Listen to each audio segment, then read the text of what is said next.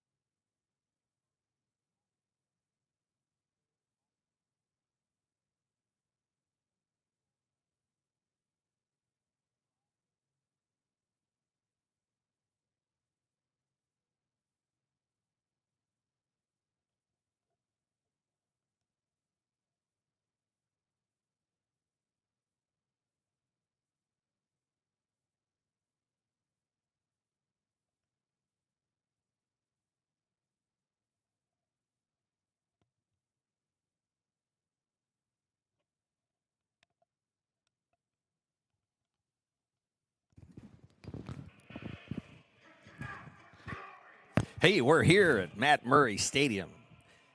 Yep, welcome back. Joe Walker Field. I got that Brian back. Walker Field. Brian Walker Field. We'll call it Joe Walker, the starting shortstop. We're here, and we're on, and this is the national anthem. And Abe is going to kick it off for us, and we'll do the national anthem. We'll get started.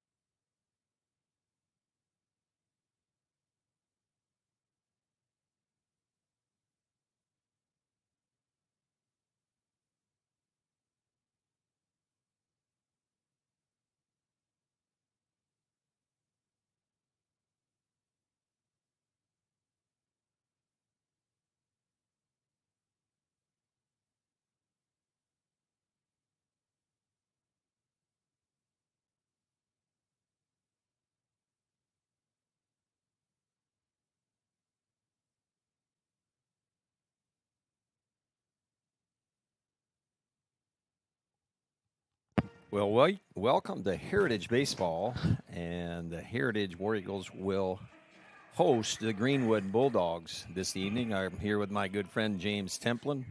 Has a strange connection with the starting pitcher for Heritage. We'll get to that in a second. James, why don't you take us through the starting lineup here for the War Eagles? All right. Leading off, as always, number 7, Cooper Mann. He'll be in center. Then followed up by number 1, Joe Walker at shortstop. Then number 20, Boston Graber, who will be in right field tonight. And welcome back our 4-hole hitter, number 28, Josh Hines, making his day back after an injury, and he'll be starting in left field. Batting fifth is number 27, JoJo Martinez. He's always there over at first base. Followed up by the DH, number 23, Ronnie Marte Acosta.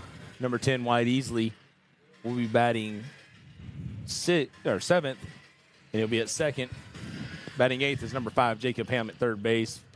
Followed up with batting ninth, number 2, Thatch Dover, who will be behind the dish. And on the bump for the War Eagles is number 34, Riley Templin. So Templin will get the call against the Greenwood Bulldogs today. Not an unfamiliar opponent for the Warbirds as we kicked off the season with them, right, James? Yep, we started it off. It was a good game. And I'm expecting another good game out here tonight. And it's like kid on the bump. We got several of them out there in the field right now. It's senior night here. Senior night. So Heritage trying to bounce back from things that didn't go so well for us at RHS a few days ago. Greenwood is going to send up in order Jaden Campbell, the left fielder, and Scott Holland, the third baseman, Ty Holt, the catcher, Zach Zitzman as the right fielder, Jackson Cole, the DH, Aaron Taylor will play first base, Cooper Webb will pitch, Caden Mendenhall at shortstop, and Wyatt Fry, the center fielder. First up, Hayden Campbell. And here we go at Mad Murray Stadium, and the first pitch is driven into left center. That ball is going to get down. Cooper Mann is going to hold Campbell to a first pitch ambush single, and Greenwood has their first runner on of the game. I think, as you well know, James, be ready to hit the ball when Riley's pitching. Exactly. He's going to definitely put it in the zone for you. He's going to, give you some competitive strikes that, see if you can put a bat on him. That's right. And Jaden Campbell takes the first pitch into left center in a single and a runner on for the Bulldogs. Scott Holland squares the bunt. That's going to be picked up by Templin, and he's going to overthrow Martinez. And the runner, Campbell, is turning the corner, and he's going to score standing up. And Scott Holland is going to be on third base and a run in already for Greenwood after just a few pitches. Yeah. I mean, he had time. Just not easy play. We say that all the time. If you played any baseball at all, when you're throwing on a downward plane and then you have to make a snap throw to first on a level plane, and sometimes when you're throwing to second back uphill, not an easy play. So Greenwood executes the bunt and gets a run. Catcher Ty Holt in for the Bulldogs. You know, especially as a lefty, you got to spin all the way around. Exactly, and not an easy play. Templin misses down for ball one. And that pitch misses low as well, 2-0.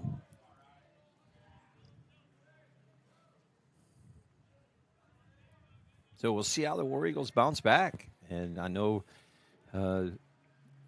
Greenwood, not a conference game here on a Thursday night, but still an important game to get things going back in the right direction as we head into the crunch time of the season. That fastball misses out. 3-0 to count to Holt.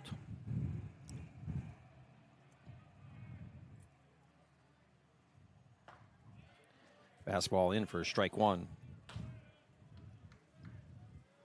Oh, as they say, James, you know, in sports, if you're going to fall behind early. Gives you more time to catch up. So Martinez in on the grass at first base.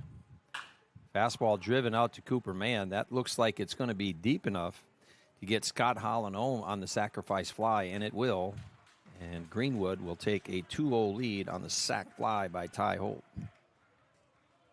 Now at this point, Riley's just got to regroup. He's got one out, regroup, nobody on, reset, and attack. Reset, exactly.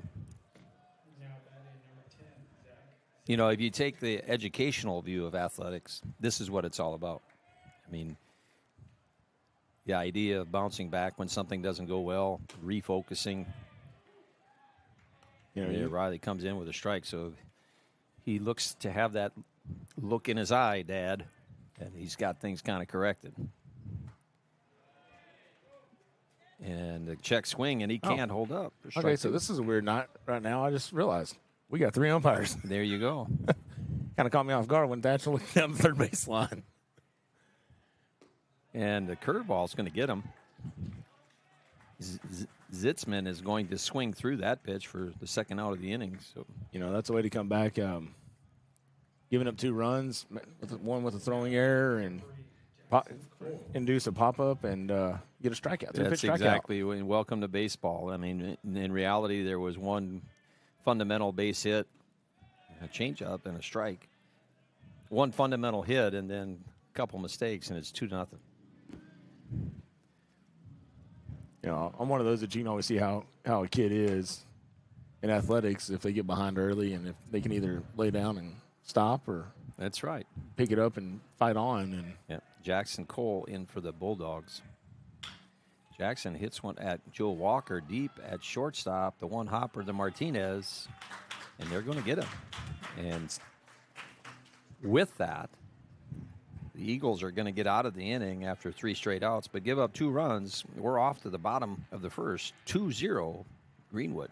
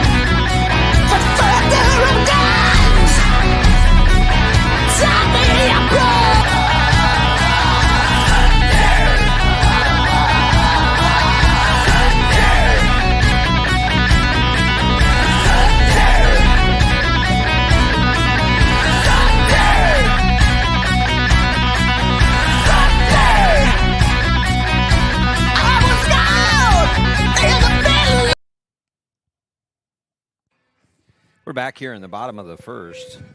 The Bulldogs strike twice to take a 2-0 lead on 1 hit and a 3-base error, I guess we'll call it, James. Yeah, that's definitely an error. And so Heritage will step in the box with their leadoff hitter who's been there all year, Cooper Mann. Next up, shortstop Joe Walker, and right fielder Boston Graber. Coop's one, here lately. We would love to see his back going again. Start building that confidence back in, getting ready for state. See what happens. And this fastball misses out for ball one. Yeah, and again, a finicky game, baseball it is.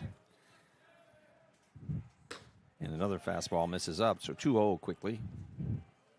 I guess you can incorporate it into like with your basketball is you got a kid that's killing it on threes and all of a sudden he goes through a slump and confidence goes down and just got to rebuild. Right, and the thing that I've missed in my career is I have to remember that a lot of times these kids are still growing. Yeah. And when athletes are still growing, things change. Swings change. The way we shoot the basketball changes. So a lot of times just some maturity then kind of makes a kid have to adjust. Fastball up, man swings through, and that makes it count full. Coop's too good a player and too high character of a kid not to be down very long. Yeah. So look for something to explode here shortly, and hopefully right here at the right time as we get to the end of the season. Fouled back. Count remains full. That's the other deal is, trying to explain to some of these, these older kids and some of the younger kids that I coach that, battling at the plate, it's 3 out of 10.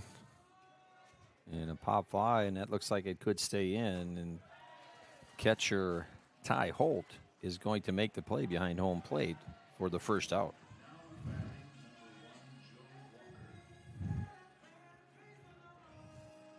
So Joe Walker, the shortstop, he's still in there for injured Easton Royal, which we're hoping to get Easton back shortly. Yeah. Easton had a knee injury at Fayetteville about 10 days ago. And Walker's going to swing at the first pitch, a little roller at the second baseman, and he's not going to make the play.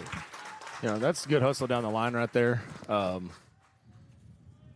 that's why you just don't count it as that you're out already. That's right. And Rennick, the second baseman, kind of misjudged it a little, but the ball just didn't have any stuff on it, and Walker's going to be on at first base. And as we say at our house, do we care how he gets on first base? We do not. We do not care. We just want him on first. So Walker's on with one out here in the bottom of the first, and right fielder Boston Graber next in.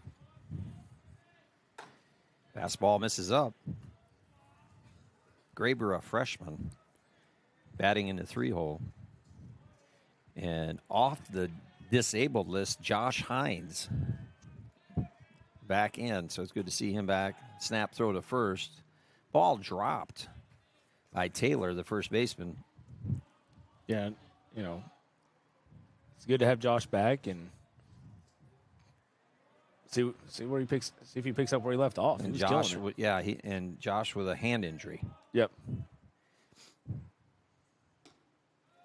Fastball misses up. Boston way ahead 3-0 in the count. 3-0. I haven't been on my game the last few times with the count, so I'm a little hesitant. I'm not confident, James, in the count. 3-0, we're going to say. 6-7 for ball 4 up. Ball 4, and just missed a little up, but that's going to move Walker to second. Graber on with a walk.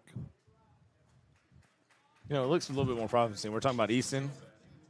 He's still got his knee brace on, but he's got his pants on. He's got his pants on, yeah. Instead of shorts. And yeah, I think what I love to see is these kids are itching to get back. I know, and it's good to see a kid that's involved. I mean, he's kind of being a bat boy here. And that, if Easton, just whatever it takes to kind of be involved in the game, and that's a credit to him. Fastball misses up. So Webb having a little trouble keeping the ball down in the strike zone.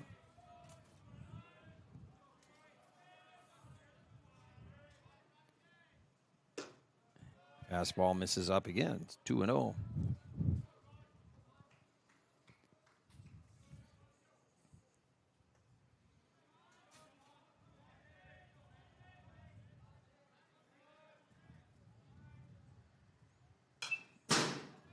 And Hines fouls that ball back in the count 2-1. No, special effects on that foul ball, James. Usually there's a cow mooing or something. We might need to make sure our partners next door are awake over there. They're no kidding.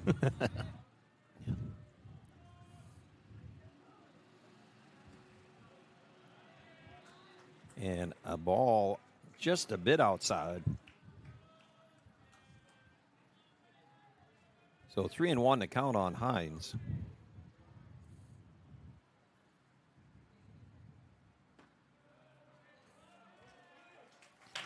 And that's ball 4. Hines aboard. Graber to second and Walker to third. And there's no place to put Joe Martinez as he steps up, the Heritage first baseman, with Ronnie Acosta, the DH, on deck. One out here in the bottom of the first. And I'll say that was a very good first at bat back for Josh. Yeah, you think you could be a little anxious and swing at things that weren't strikes. And good job there. The fastball misses up for ball 1. I just got to thinking, I wonder if they're starting these 3-man crews trying to build up the crews for the state tournament coming up in a couple weeks. I think anytime you get some reps in anything you do, it makes you perform better. Ball misses outside. So ball 2 to Acosta. And we're going to have a discussion. What do you call a group of Bulldogs? I mean, Ava, you know what a group of Bulldogs is called? No, she doesn't either. And if you're wondering who Ava is, she's over here running the production truck. She's the one that keeps us in line. She's the brains behind all this. We just get to sit here and talk. She's the one that tells us what to do. So we're going to take a quick break. Ava will take you somewhere, and we'll be back in a second.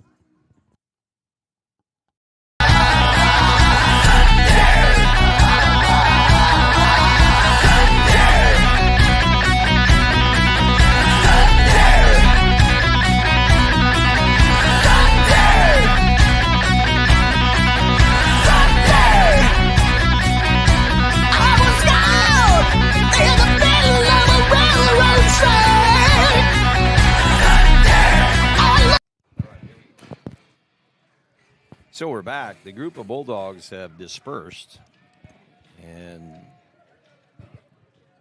Cooper Webb is going to face Ronnie Acosta. Jojo Martinez. I always get ahead of that one. Martinez lifts a high fly ball in between short and left field. Holland is under and makes the catch. Not deep enough to score a walker from third. And Martinez will be the second out of the inning. And now steps in Acosta. Ronnie Acosta is up next.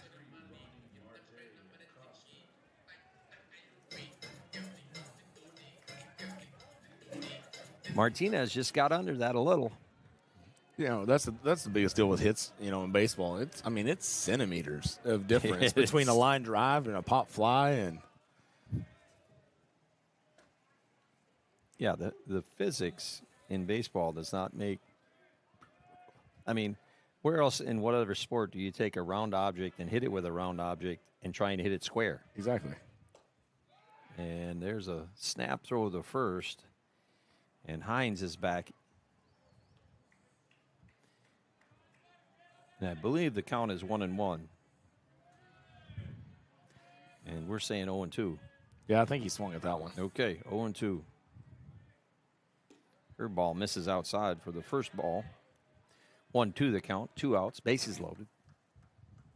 Beautiful day here at Matt Murray Stadium. Her ball in the dirt, in the turf, we'll call it.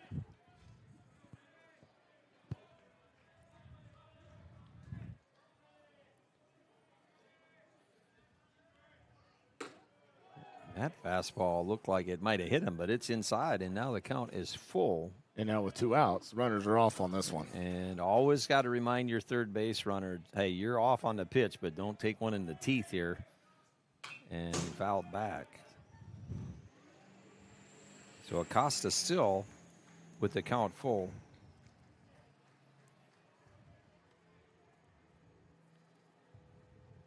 Hines at first, Graber at second, and Joe Walker at third. Bases loaded with the full count and 2 outs. It's one of those storybook situations, James. Mm-hmm. A ground ball at the shortstop, Mendenhall, over to first. Taylor's going to grab it, and that's going to end the inning. Acosta's going to make out number 3 and a ground ball to the shortstop. Birds are going to be down 0-2. Back in a minute. We go to the top of the second.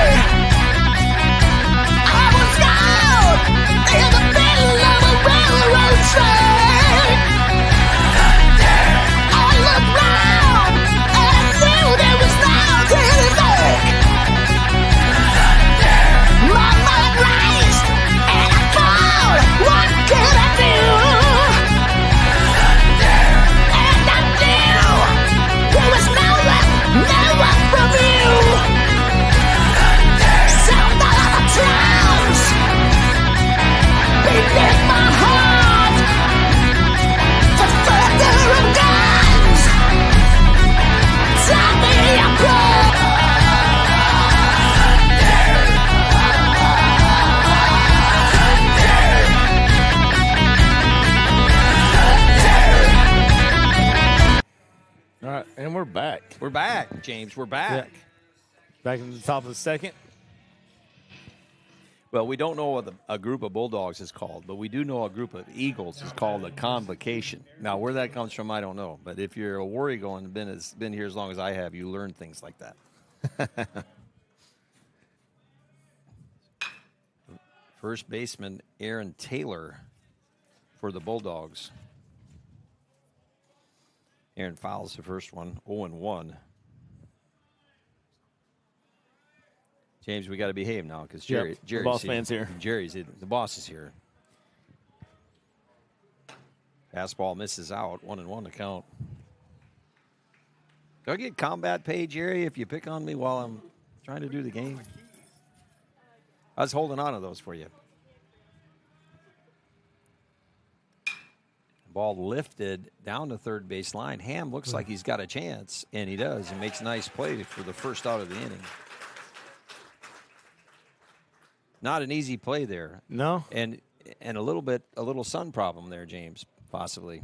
Yeah, I mean, it's that 5 o'clock, sun here at Matt Murray Stadium, Yeah, Brown right. Walker Field. It just tears you up. Which I'll have to say, I didn't want to say this last week because we had a lot of Fayetteville Bulldogs in the house. But the park in Fayetteville, that's ridiculous. Oh, man. Why would you build a park with the sun in the hitter's eyes? The hitter's eyes, there's no shade over you sitting on the concrete. I remember the first time I was there, and that's a ball low. The first time I was there was 6-8 years ago, maybe longer than that. Never been in a baseball park that put the sun in the hitter's eyes. That fastball's in for a strike. 2-1 on Cooper Webb. Webb, the pitcher. Fastball misses in.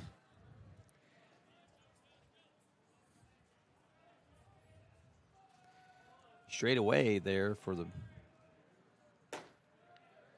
that fastball misses up. So a rare walk by Templin, and Webb will be on, assuming a courtesy runner will be in to run, but maybe not. Now batting number 20, Caden Mendenhall. Shortstop Caden Mendenhall. See if we can get a ground ball here for double play again. And Riley's just the guy to do it.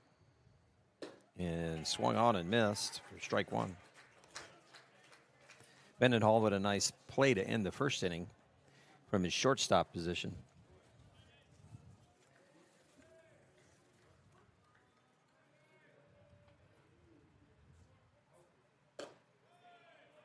And that breaking ball is going to catch the corner for strike two. So really nice pitch. Two nice pitches by Templin here to get ahead in the count.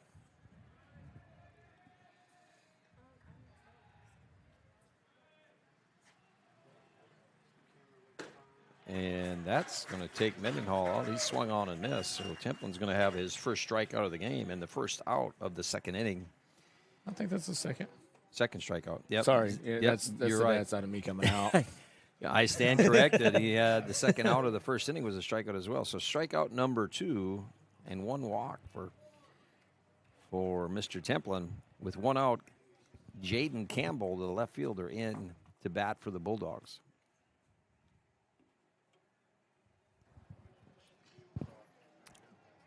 Take that back. I'm 1 ahead. No, looks like we got a courtesy runner in for the Bulldogs over Okay, there. I'm going to see if I can figure that out. So center fielder Wyatt Fry in next.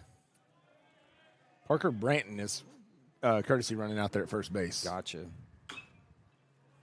We don't get a lot of prep time running out of basketball practice to get to the booth. So we're writing in lineups here through the first inning. Can't get Jerry Davenport to delay the game to like 5:15. Give us a little more prep time. So Fry fouls the first one off. 0-1. There's a ground ball at Walker and a little flip to Easley, and that's going to end the inning. Birds are going to hold serve, and we're going to go to the bottom of the second. Bulldogs up 2-0.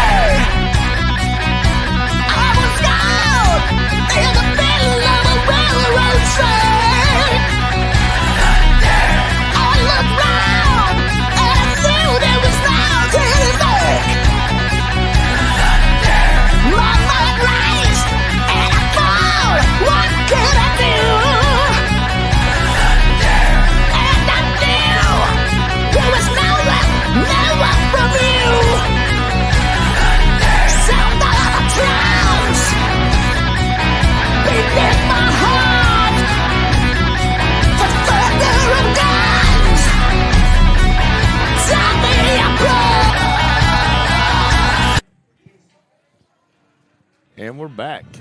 We are back. In the bottom of the second. Bottom of the second. War Eagles are trailing 2-0. 2-0. But it's okay. It's early, and we got Wyatt Easley stepping up to the plate. Wyatt Easley. Second baseman, Wyatt Easley. Jack Ham, the third baseman, will be up next, and then catcher Thatch Dover in the hole, if you remember those. He's going to lift one to left, right That's center, gonna be down. and that's going to be down for a base hit. Easley's going to take the first pitch the opposite direction, and he's going to deposit it. And gets his nerd cluster. And he gets a nerd cluster. What if you got a double? What, do you got 2 nerd clusters? Yeah. Yeah, if you get 1 for a single, 2 for a double, 3 for a triple. Yeah. And then you got to wait till you touch home plate to get the... Yeah, then you got to wait for him to get back in the dugout. That's right, I get it. But when you make it to first, you get a treat.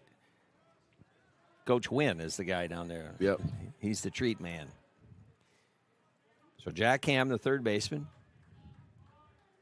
Leadoff runner aboard. Ty Holt, the catcher. Name sounds familiar. Greenwood Holt sounds related to a former Razorback. Played center field from Greenwood, not sure, but odds are. That fastball catches the corner. 1-1 to Jacob Ham. Oh, good catch. I only had JAC written on my scorecard. And the bunt, the throwback to first, Easley's in safely.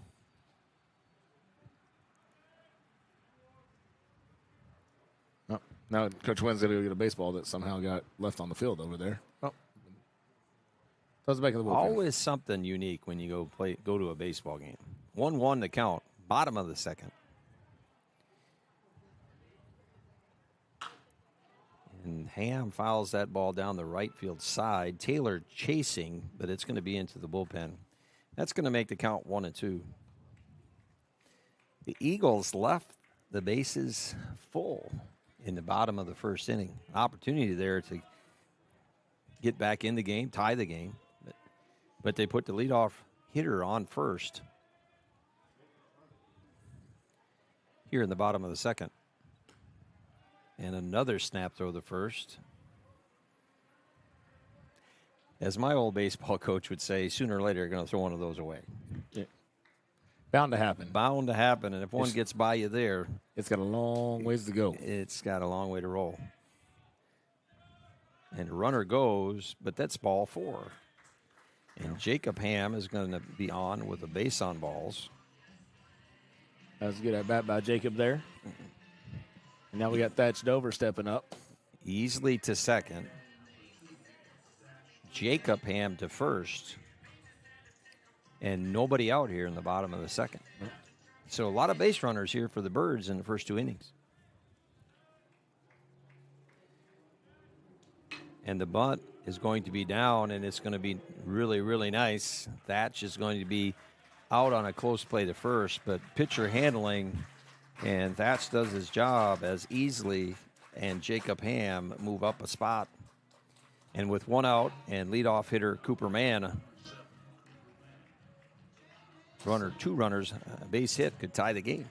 You know, that's one thing that can make a really good team is, especially getting in there, sacrificing yourself for an out to advance the runners, help your teammates out. Exactly. There's some teams that their kids just don't want to do that. Yeah. I think, bunting in baseball is such a hard sport because your athletes are unmotivated because nobody wants to bunt it. Unless you're just one of those guys that has just amazing speed. Talking to them, they've encapsulated the idea that they are one. They're one family. Yeah. And they're here to fight for each other. There you go. Until the end of the season. Yeah. 2-0 to count on Mann. And the ball is way outside, 3-0. All right, Coach Templin. Second and third, your leadoff hitter's up. 3-0. Has he got the green light or? That'll be a take. He's calling take. I'm calling take, hoping he gets a homer. And he looked like he might have had the green light there, but he's going to take strike 1. Yeah, I'd rather him hold up and take that than roll it over and easy out. And fouls that one back to make the count full. Yeah.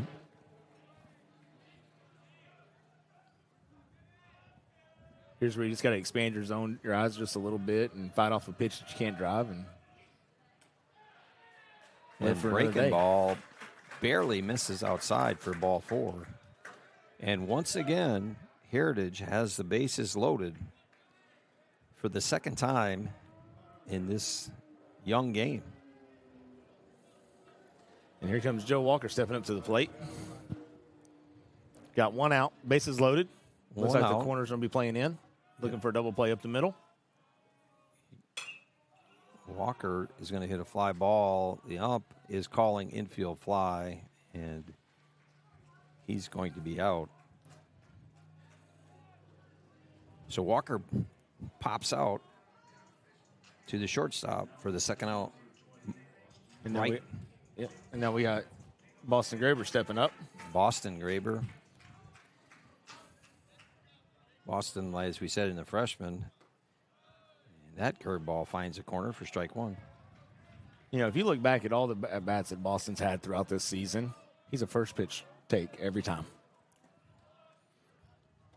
And swings through that breaking ball for strike 2.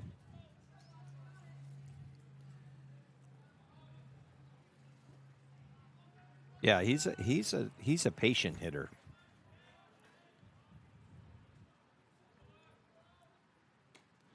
And fastball blows it by him, and that's going to be strike 3.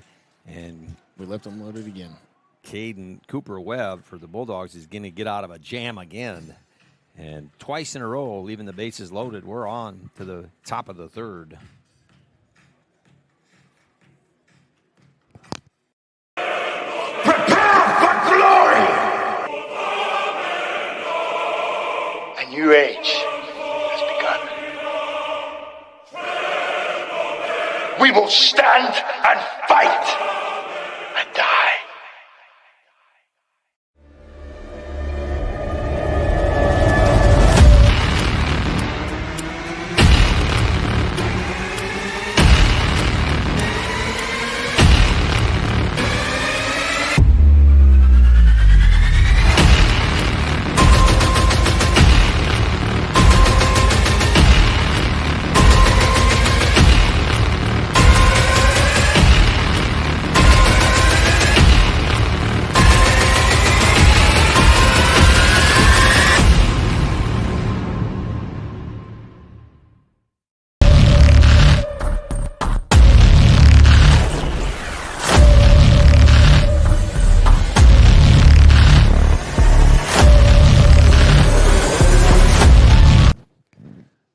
All right, and we're back going to the top of the third. Greenwood still up 2-0. 2-0. Now batting number 9, Jaden Campbell. So we're back to the top of the order for Greenwood. Jaden Campbell, the left fielder. And he lifts one to his counterpart, Cooper Mann in center. Well, I'm sorry, center field. So Coop's going to take that. And 1 out. 1 pitch, 1 out. Now batting number 7, Scott Holland. So Holland in for the Bulldogs next, the third baseman. Ty Holt, the catcher, on deck.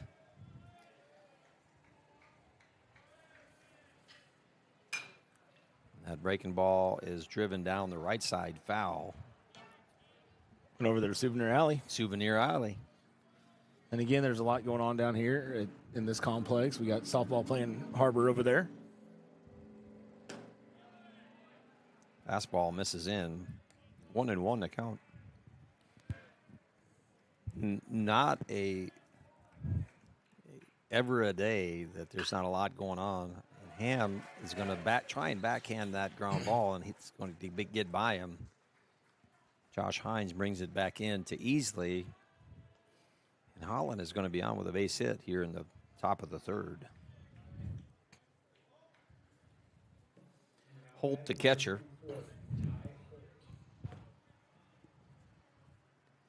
See if we can get this little 2-ball here.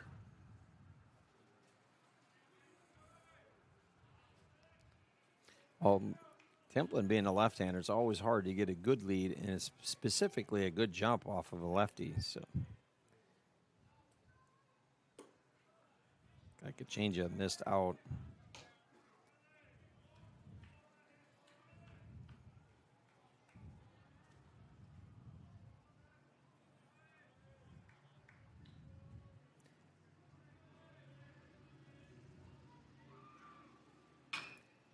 That ball is driven foul down the left field line.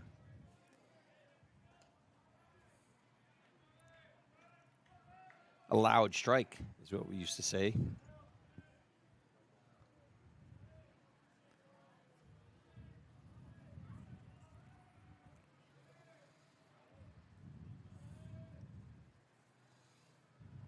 Holland on first.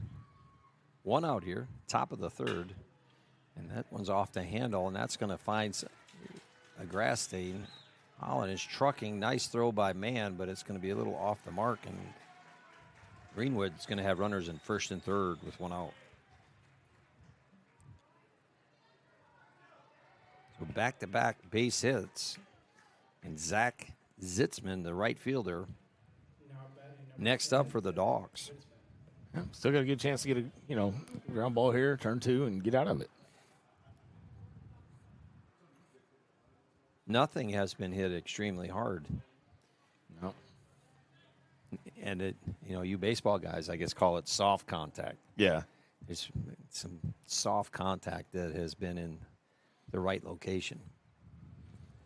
As Afalon says, hit it where they ain't. Hit it where they ain't.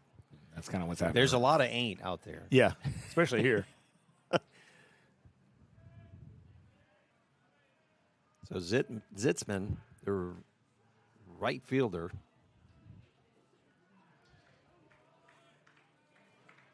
I think that was more of see what's going to happen here at the plate. See if he's going to try to blind. Or Yeah, and that's a get Greenwood to tip their hand a little bit here in this first and third situation. And that ball is foul.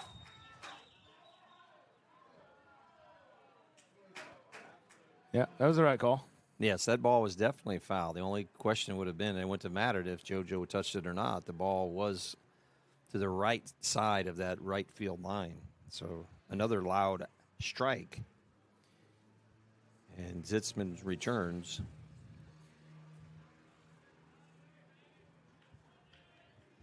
Oh, 1.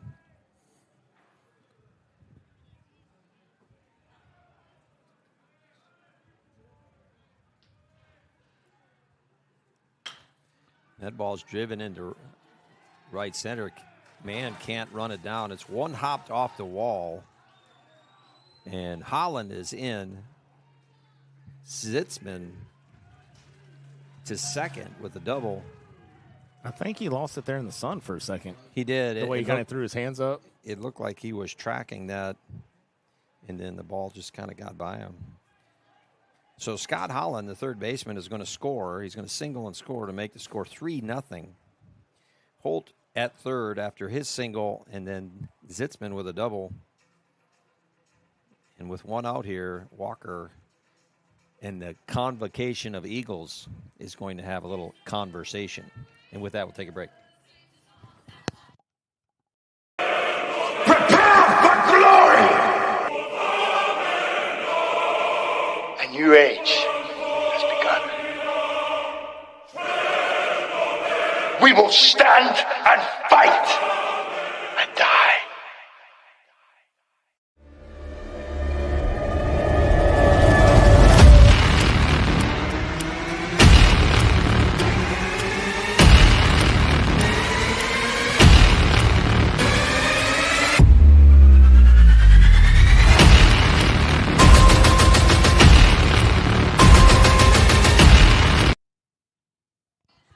All right, then we're back after the conference is over. We're back.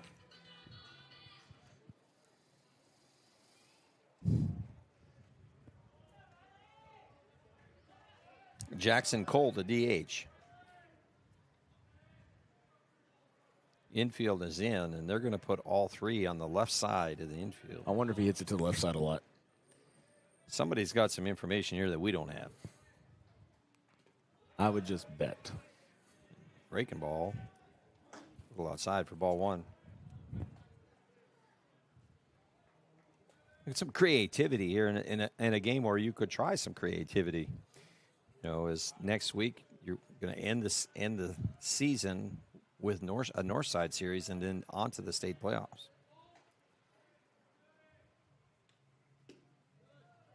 Breaking balls in.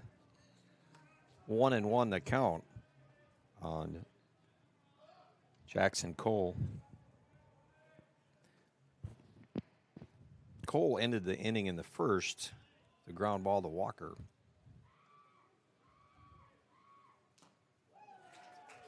And a swung on and missed.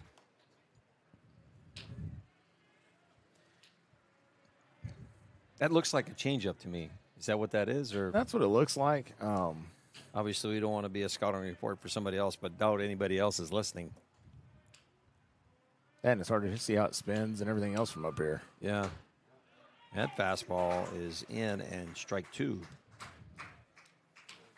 So 2-2 the count on Cole.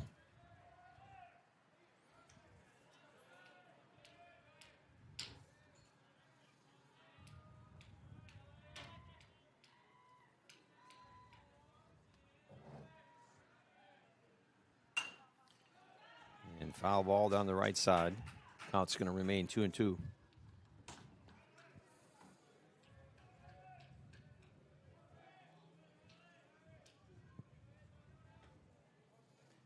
Slight wind from the west. Seems like there's always a prevailing wind blowing out to right field here at Matt Murray Stadium. And another foul ball towards Souvenir Alley.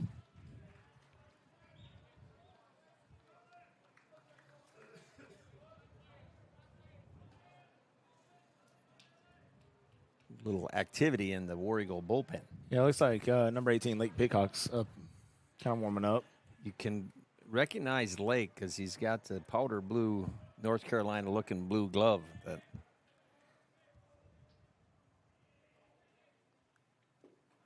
was a good miss. So the count goes full. First base open.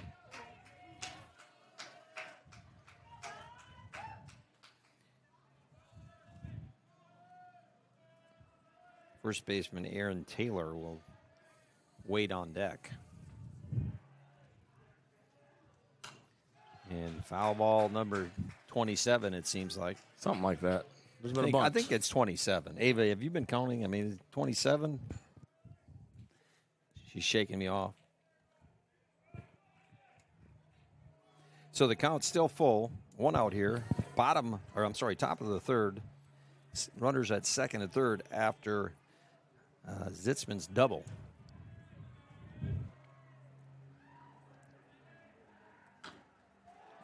Swung and fought off a breaking ball on the outside part. You can measure the length of an at-bat by how many times somebody's got to run baseballs back out to the open. I think that's twice now already. So an excellent at-bat by Jackson Cole.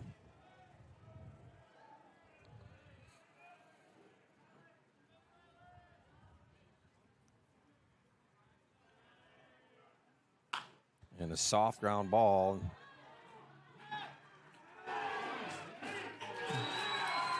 Templin had an idea to go to first with it and then decided to come home with it and was late.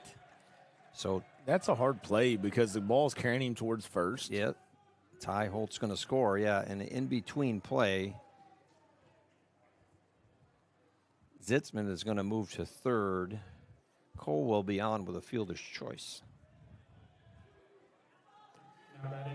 Again, one of those yucky baseball plays where off the end of the bat and maybe should have, could have, would have taken it out at first. But the run's going to score. Aaron Taylor, the first baseman, swings through the first one for strike one. Pitcher Cooper Webb waits on deck for the Bulldogs.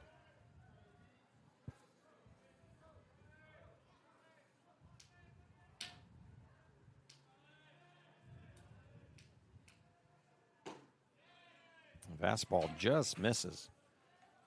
Ball one. 1-1 to count with one out.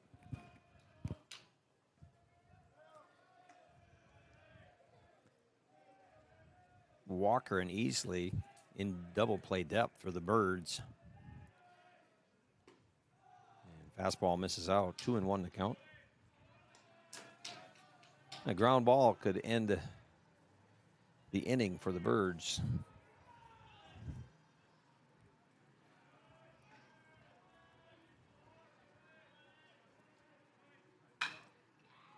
Ball fouled down the first baseline. 2-2 the count. But starting to feel like summer, James. That it is. Definitely getting warmer. We got to see if Jerry can get us some AC up here in the box. I mean, something. Fan or something. That ball nicks, and I'm going to say nicks Aaron Taylor, and that's going to load the bases with a hit by pitch. My thing is, if you looked at his elbow guard, it's sticking off his elbow that far. I know. It's sticking off a couple inches. It looks like we're going to have a pitch change here. So Walker out to talk to Templin. And as of right now, Templin's going to hang on to the ball. Blake Pitcock is doing wind sprints back and forth. Now he's coming back in. That's going to be it for Templin. And with the pitching change, we'll take a break.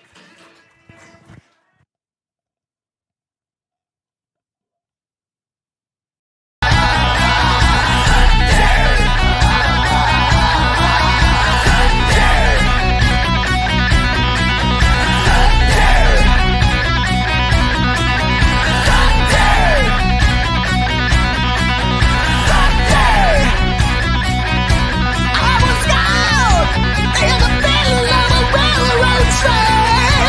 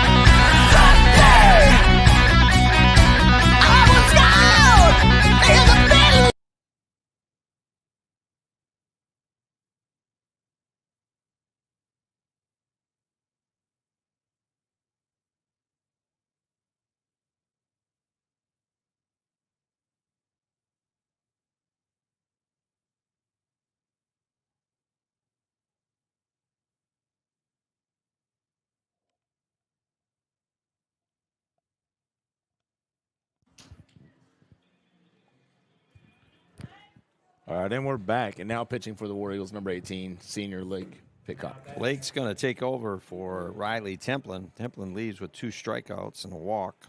Gave up 5 hits, 4 runs. I'm not the official scorer, but I'm not sure any of those were earned. Bases are loaded, and Pitcock steps in. Fastball, Cooper Webb, the pitcher for the Bulldogs, swings through for strike 1. I think one thing important, we were talking about at senior night tonight, we have 13 seniors on this team this year. It's another big class coming through. It's a testament of what's been going on here. I mean, you've successful program and doing things the right way and playing hard, and people and kids want to be a part of that. Pitcock misses out 1-1 to count.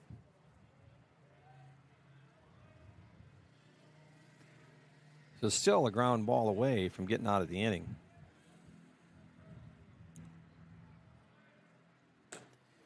And the fastball runs away from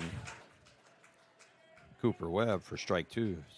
Some good movement there by Pitcock.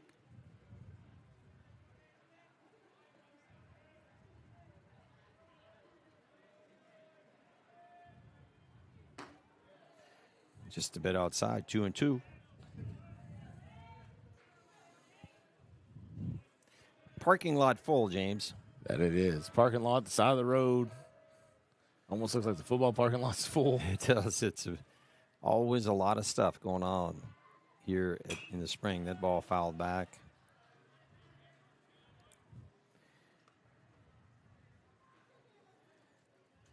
Webb singled in the second and then was a part of a forced out number 3. And now here with the bases loaded. And there's a ball driven into left field. That's down for a base hit.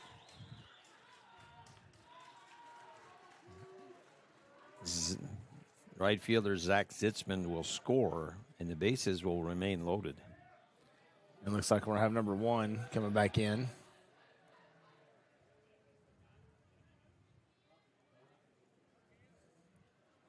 To pitch the courtesy run. That's Parker Branton for Greenwood. So 3 runs in here in the top of the third for the Greenwood Bulldogs. They lead it 5-0.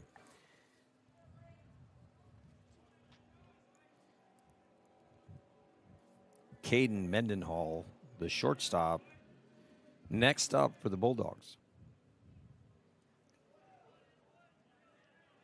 Slider misses low for ball 1.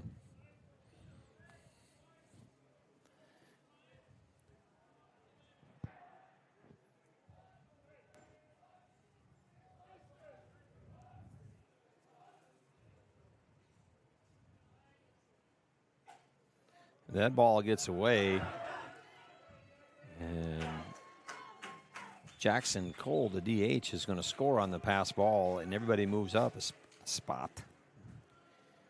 And that's the 4th run of the inning for the Bulldogs, and they're stretching the lead to 6-0.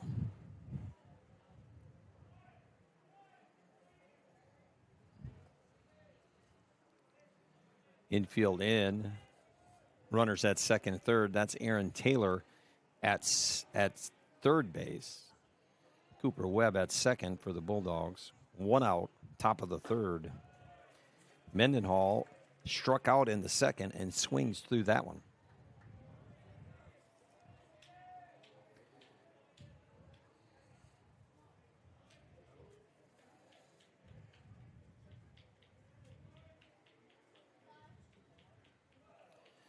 And thatched over with a nice play there on a ball into turf. 3-1 on Mendenhall.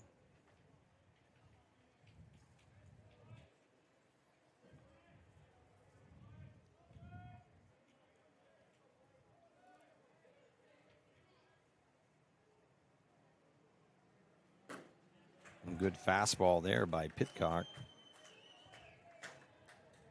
And the count is full.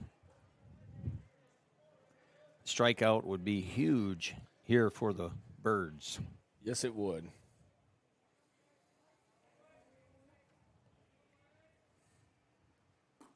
Ball misses outside, ball 4, and that will load the bases again here in the 3rd inning.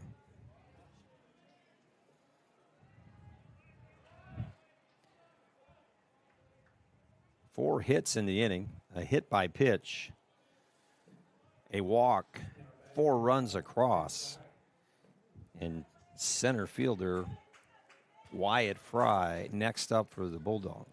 Got the corners in, the middle infield pushback, looking for a double play. Really, the walk there is not an altogether bad thing because it does put a double play in order. It allows your middle infielders to play back a little bit and take some kind of cheap hit away. The first pitch is fouled back. Martinez and Ham in on the corners. Ground ball to them would probably mean a play at the plate.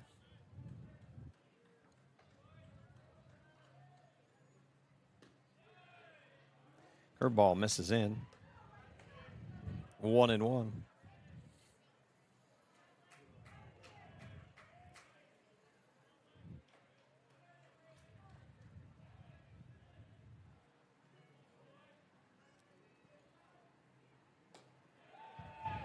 And a beautiful curveball by Lake there for strike 2. Fry kind of gave up on it, thinking there's no way that ball is going to catch enough air to get back across the plate, but it did for strike 2. So 1-2 the count. Good pitch by Lake.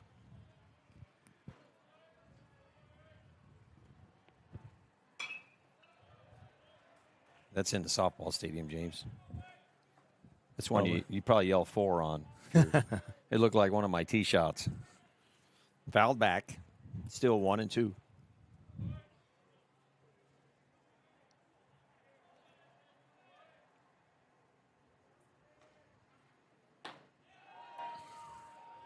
Curveball just a bit inside.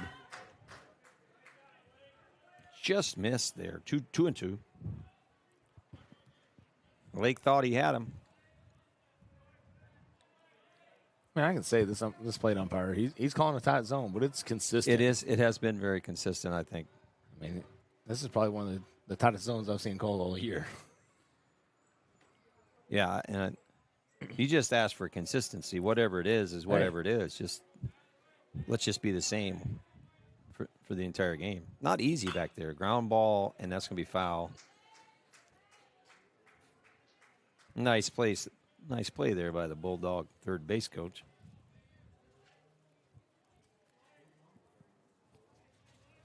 Fry grounded into a fielder's choice in the bottom of the 2nd. Bases remain loaded. 2-2 the count. Top of the 3rd, 1 out.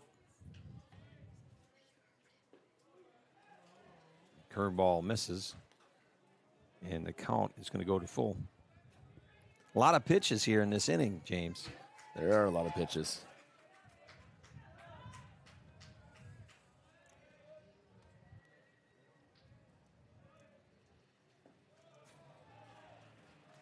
That breaking ball misses in. That's ball 4. Aaron Taylor is going to come in and score for the Bulldogs. That's the 5th run of the inning for Greenwood. And the bases are going to remain loaded with Webb at 3rd and Mendenhall at 2nd, and now Wyatt Fry at first base with the walk.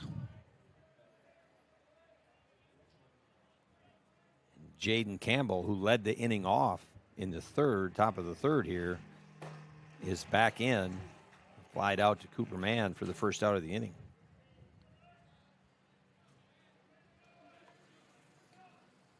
Lake's going to get ahead in the count with a strike.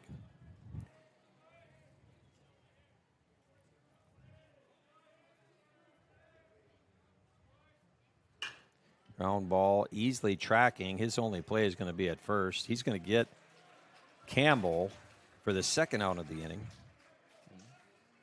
But a run will score as Kate Cooper Webb scores, the pitcher, for the 6th run of the inning. Mendenhall to 3rd and Wyatt Fry to 2nd, but 2 outs with the ground out. Scott Holland, the 3rd baseman, with Ty Holt, the catcher, on deck.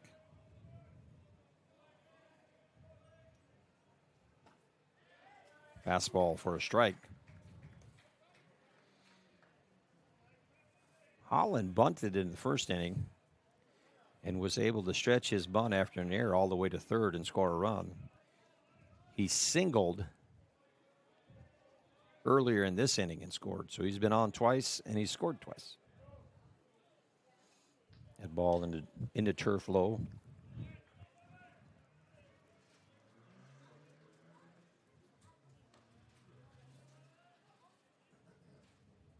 A lot of pitches, James. Definitely a lot of pitches. Not a good spot to be in, but we're here. And there's a ball out to left field. That's going to get down in front of Jacob Hines, and another run is going to score. So Mendenhall scores on the base hit. Fry moves to third. And Holland is on again with his second single of this third inning.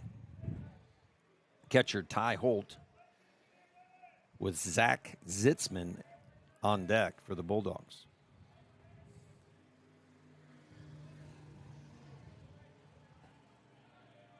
Right, I think right now it's just, free passes, 6 hits. A lot of base hits, a lot of singles. But again, none of them have been just exactly really, really smashed. They just kind of have found places out there in Yosemite to fall in. Fastball just misses.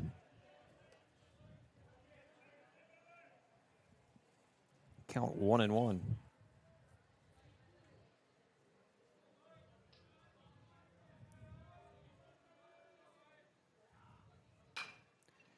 Foul ball into the softball complex. 1-2 the count. 2 outs. Come on. Lake trying to get out of this one. Got some more activity down there in the bullpen.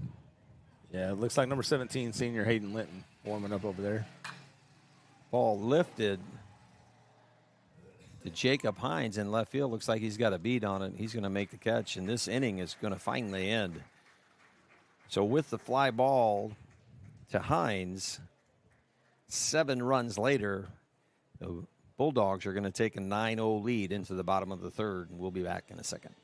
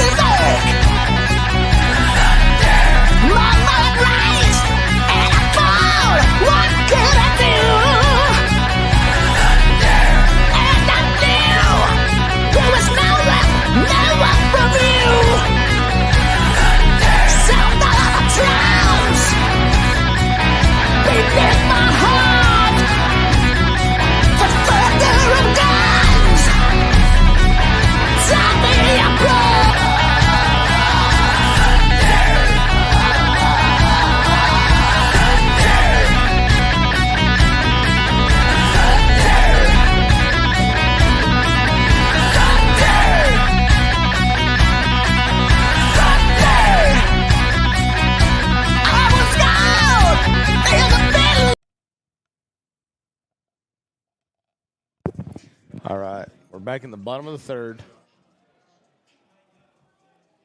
That's only where we're at. And now stepping up for the War Eagles is number 28, left fielder Josh Hines. Josh Hines, he's back in the game. And that first pitch by Webb, and he misses up for ball 1. Hines back from a hand injury. Yeah, as you can see, he's wearing a little padding on that top hand, his right hand. He walked in the first. The War Eagles they haven't been short of base runners as they've left the bases loaded in the first 2 innings. But while unable to get one across, swing on and strike 1. Strike 2, I missed the strike.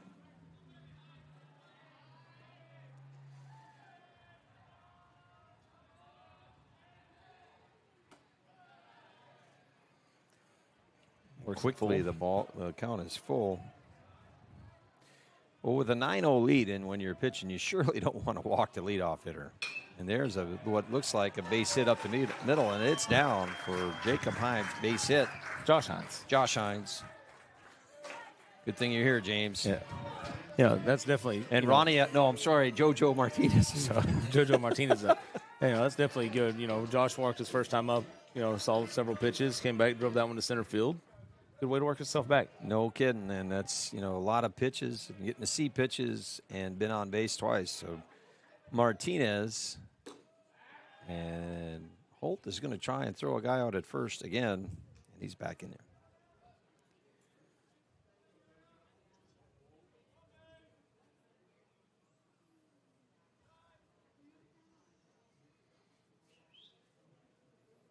So we got an equipment issue at first base. Josh trying to get that slide mid on that right hand.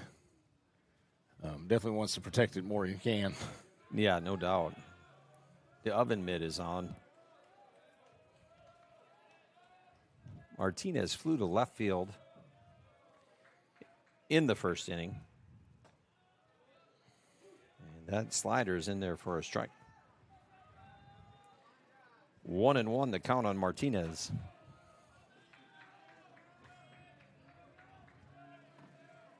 Just get a few guys on and push a few runs across could really change the momentum. That breaking ball misses. 2-1.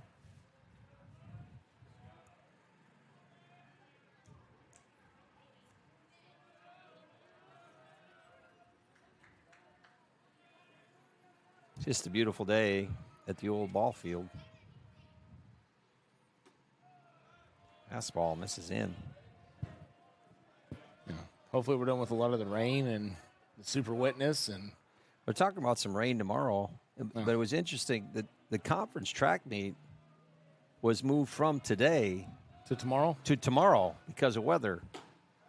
I guess track people don't like sunshine. I guess. But JoJo works the walk there, push him down to first, and Josh to second. Now with Ronnie Marte Acosta. It's kind of hard for me to say Marte Acosta. I've been just settling for Ronnie Acosta, especially when JoJo Martinez is up. That's what I like to say. But no, that is kind of weird that they moved it from a gorgeous day today to tomorrow when there's chances of rain. And I heard that this morning, and I was. But those track people, they have a curveball in there for a strike. A track coach knows the weather, as a baseball coach does. So they must have some information we don't.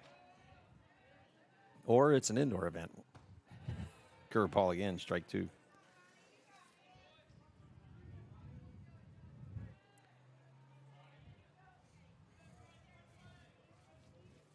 No outs. Runners at first and second. And a little ground ball. And Holt's going to go to first with it. Acosta's going to be out. Marte Acosta. That is one good power bunt. And Josh Hines. Josh Hines is going to go ahead and move to third.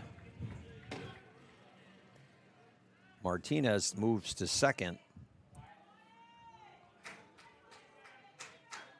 Wyatt Easley, the War Eagles second baseman, in with 1 out. He singled to right center last time.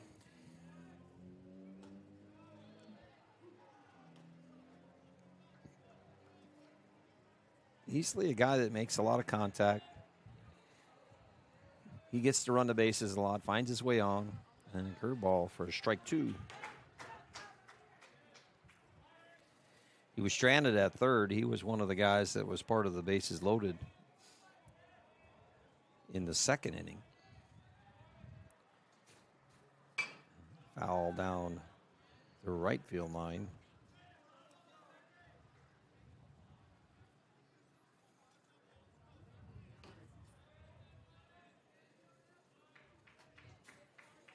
So 0-2 the count here with 1 out.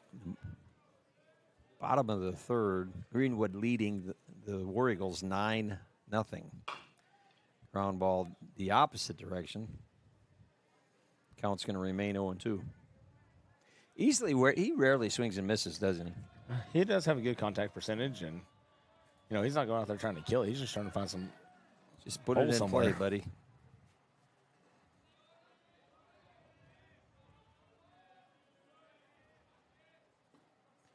And that ball scoots away, and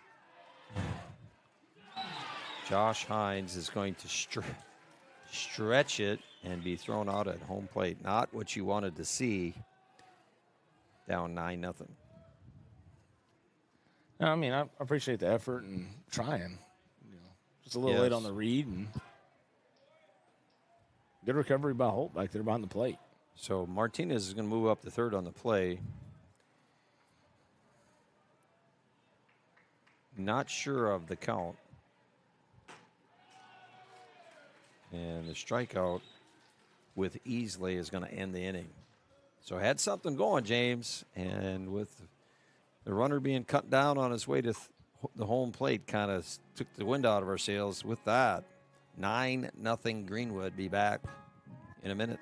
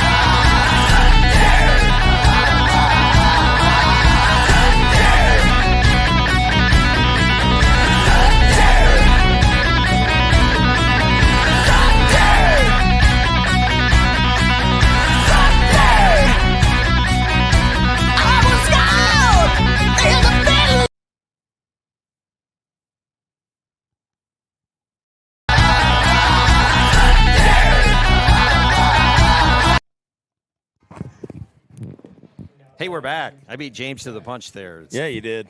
top of the fourth. Greenwood back up. Zach Zitzman, who doubled in the third inning, will lead it off for the Bulldogs. Pitcock came in relief of Templin in the third. Things not going well for the Birds. 9-0 Bulldogs.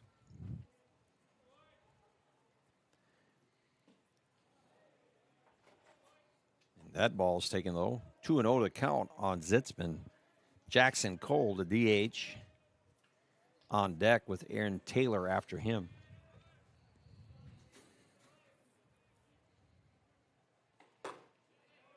And Lake's going to find the strike zone with that fastball on the outside part, making the count 2-1. We need a little momentum change, James. We need something to get, some energy going and get back into it. Foul down the left side, 2-2. Sometimes that can happen just with one guy. Just one guy make an emotional play. You've seen those basketball coaches get technicals in situations like this. Yeah. Just something to get get things kind of up and going a little bit. Curveball misses out. I think I've seen one here at Heritage get a technical or two. Maybe once or twice. In a season. Never in a game. Never in a game. But in a season. Well, not two in a game, one. There. Yeah. It can happen. And that ball's fouled back. You know what you said. Sometimes it's worth it just to get a little fire. Fire going. Just some, inside intelligence from a basketball standpoint. If you see a coach get a technical when the other team has a ball, that's normally an intentional one. You see him get a tee when his own team has the ball, that's usually a mistake. Well, the problem here in baseball is you don't get a technical. You don't. You can, I mean. You get a warning, and That's it. Sometimes not even that. Then you get the heave-ho. That foul ball down the left side.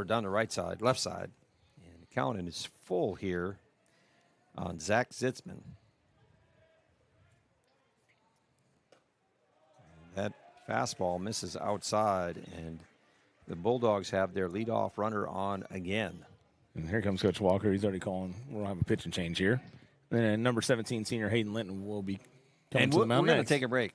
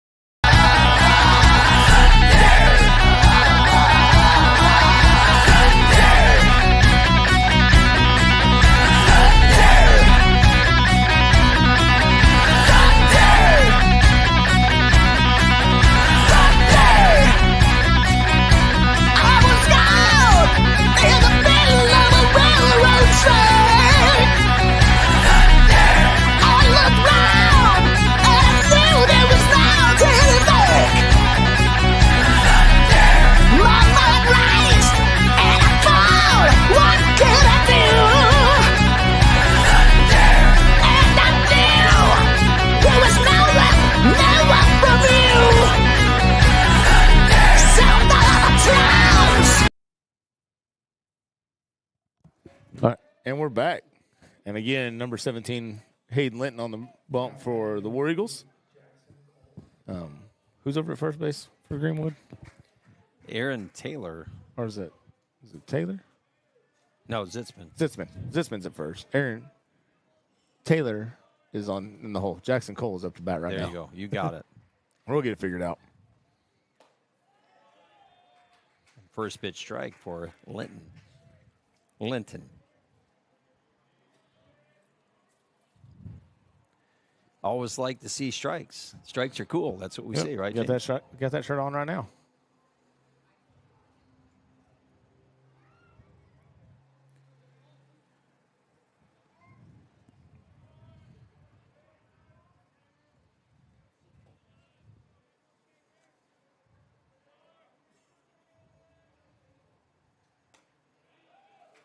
So Cole has been up twice. Fielder's choice in the third.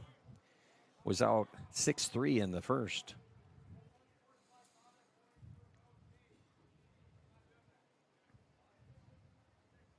Oh, don't know what happened. Looks like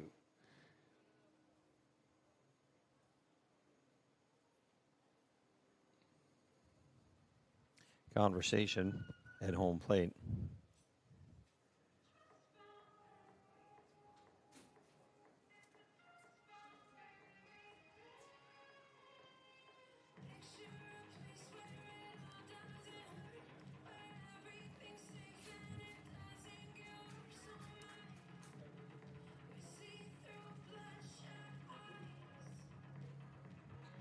We got the book out like we're.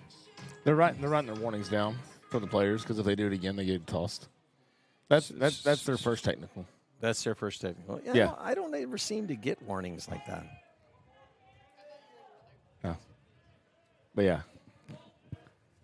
they'll do it whenever they really want to give them the warning. So 1-1 the count. Cole swings and misses for strike 2. Taylor on deck for the Bulldogs. Things going kind of the wrong direction here for the Birds.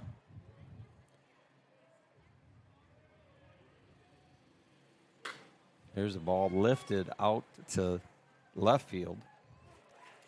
Josh Hines going to take that one easy. Cole's going to be out for the first out of the inning. And first baseman Aaron Taylor next up for the Bulldogs. 1 out. Zitzman on first. Aaron Taylor, the same name as the famous Green Bay Packer, by the way. Oh. And one, if you watch any NFL football, you've heard as a color guy, you just didn't know who he was, but former offensive lineman for the green and gold. Built a little bit different, no offense to this Aaron Taylor. Well, if he's an offensive lineman in the NFL, he's got to be a little bit bigger.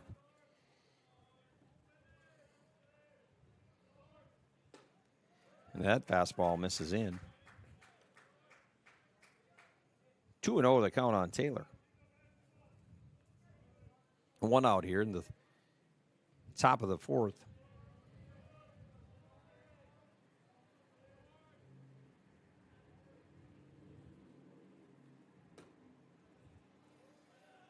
That ball misses up.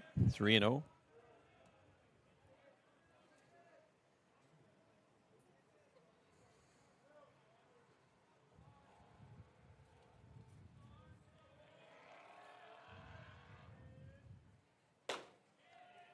Good fastball by Linton, strike 1.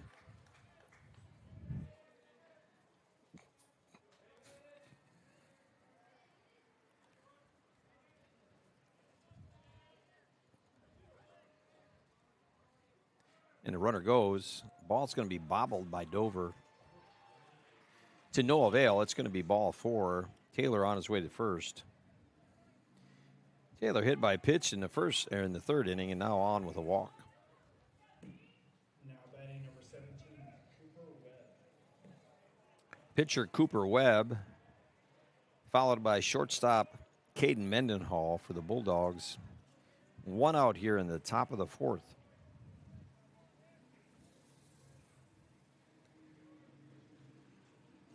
And that ball sneaks away from Dover, and both runners will move up. So a wild pitch by Linton. Moves the runners up to second, third, and James, more importantly, takes the double. Takes away the double play. Takes away the double play. Webb singled in the third inning and singled in the second inning. So he's 2 for 2 and throwing a shutout. Fastball for a strike. Linton bearing down, as we say. 1-1 the count, 1 out.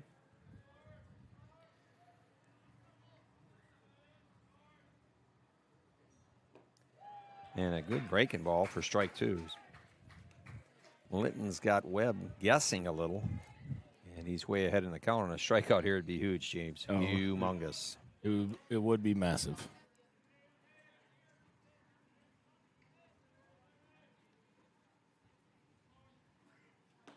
And the breaking ball misses out.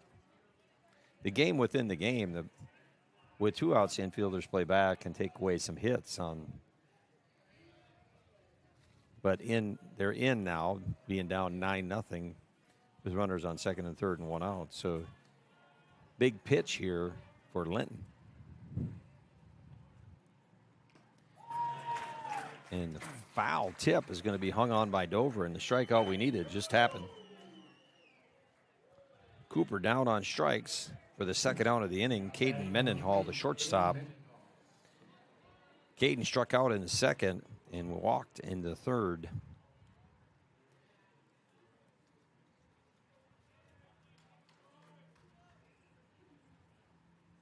And fastball swung through for strike 1. Linton, a normal relief guy, James. Yep.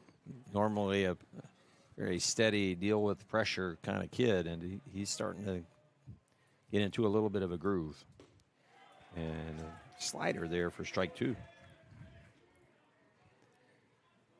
See if you can get him right here and get out of this inning. And get a little energy back in Matt Murray Stadium would be outstanding. And the ball pops away from Linton. And Zitzman is going to score on the pass ball. And a big run there, James. Yeah. So Aaron Taylor moves to third for Greenwood. The count goes to 1-2 on Mendenhall. And with 2 outs here in the top of the 4th, the score now 10-0 Greenwood.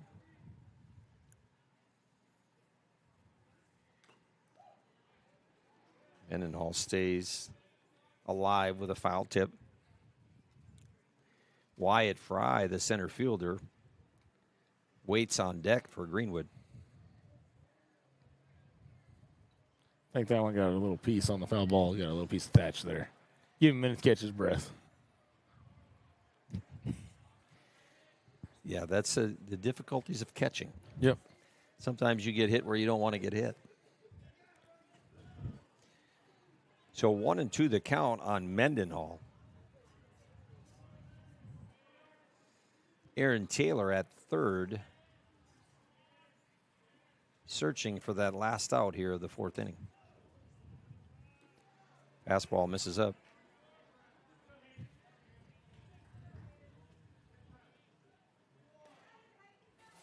So 2-2 the count.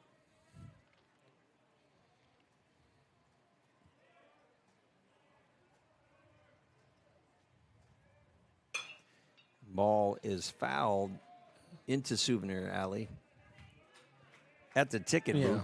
It's like that lady walking down there on Souvenir Alley on her phone. She ain't paying no attention. She, and that's a dangerous spot. When you come in the stadium at Heritage, your eyes better be up and moving. If the game is on, because a lot of balls go shooting down Souvenir Alley right at the ticket booth. 2-2 to count. And a ground ball at Martinez. He's going to try and backhand it. He's going to flip to Linton. And get it. And stay with the play and get the out. So good job by Martinez after the bobble. But Greenwood is going to score and going to make it a 10-0 game. And we'll move to the bottom of the 4th.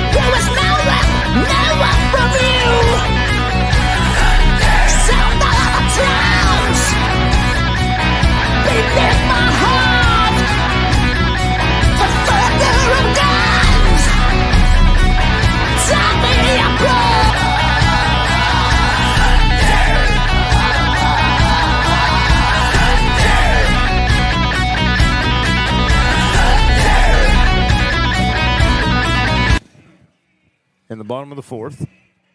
And stepping up for the Warriors, number 5, the third baseman, Jacob Ham. Jacob Ham thatched over next up. Cooper Webb still pitching for the Bulldogs, and the first pitch is taken for strike 1.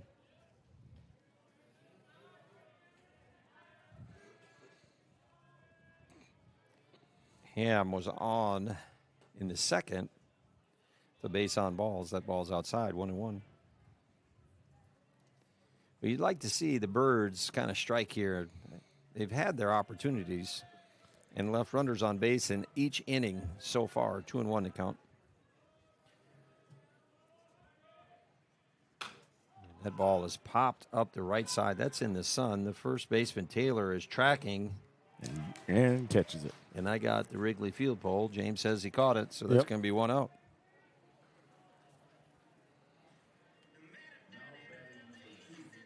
So Ham pops out, fouls out to to Aaron Taylor, and catcher Thatch Dover with center fielder Cooper Mann on deck.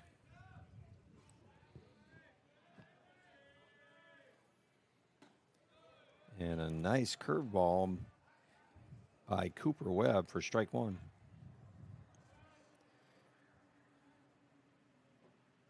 Curveball number 2 in the turf. 1-1 to count.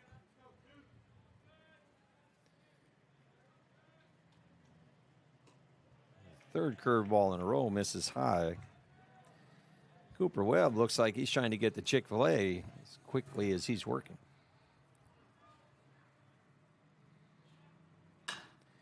Oh, fouled. Ball out to right field, heading toward the foul line. And Zitzman. Hard to say that name. We're doing our best there. So Zitzman catches a long fly ball by Thatch Dover. And there are now 2 outs in the bottom of the 4th with Cooper Mann in for his 3rd at bat. Cooper popped out to the catcher in the 1st inning and was on with a walk in the 2nd. Takes the first pitch for a ball. Second one in the turf for a ball.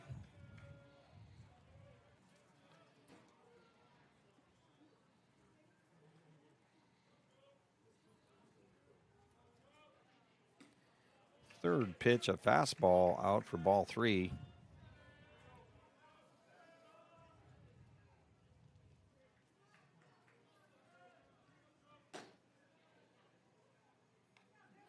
And ball 4, and Mann's aboard.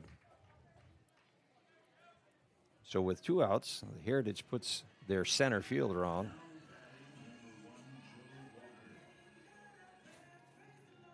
Joe Walker, normally a second baseman. Now the shortstop. Now the shortstop. Yeah, to brag on Joe a little bit because that's a totally different look at short than at second. You see a lot of infielders make that change short second, but there's a ball lifted to center field. Fry tracking it. It's going to fall. Mann is going to stretch it to third. That ball is overthrown. Mann in safely. Walker walks into second. And they're going to give him third base on that because he was on his way to second. That's right. The ball overthrown into the dugout, and when Fry uncorks one to third, ends up in the dugout. Mann's going to score all the way from first, and Walker is going to end up at third.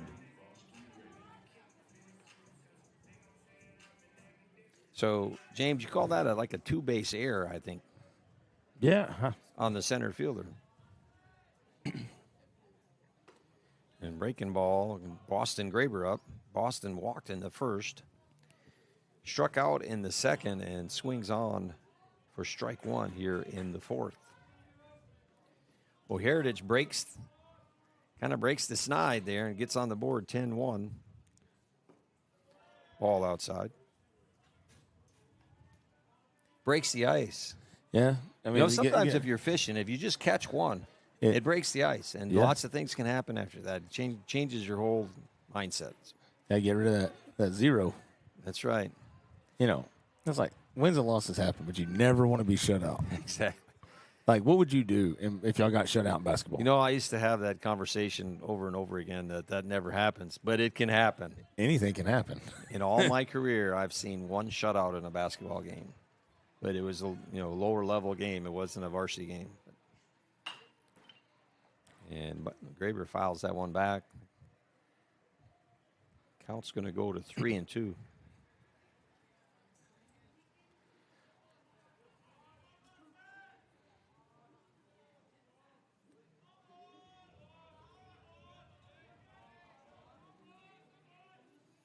So what Cooper Webb was in like rapid fire mode, but now It's kind of slowed down. it's kind of calmed down a little bit.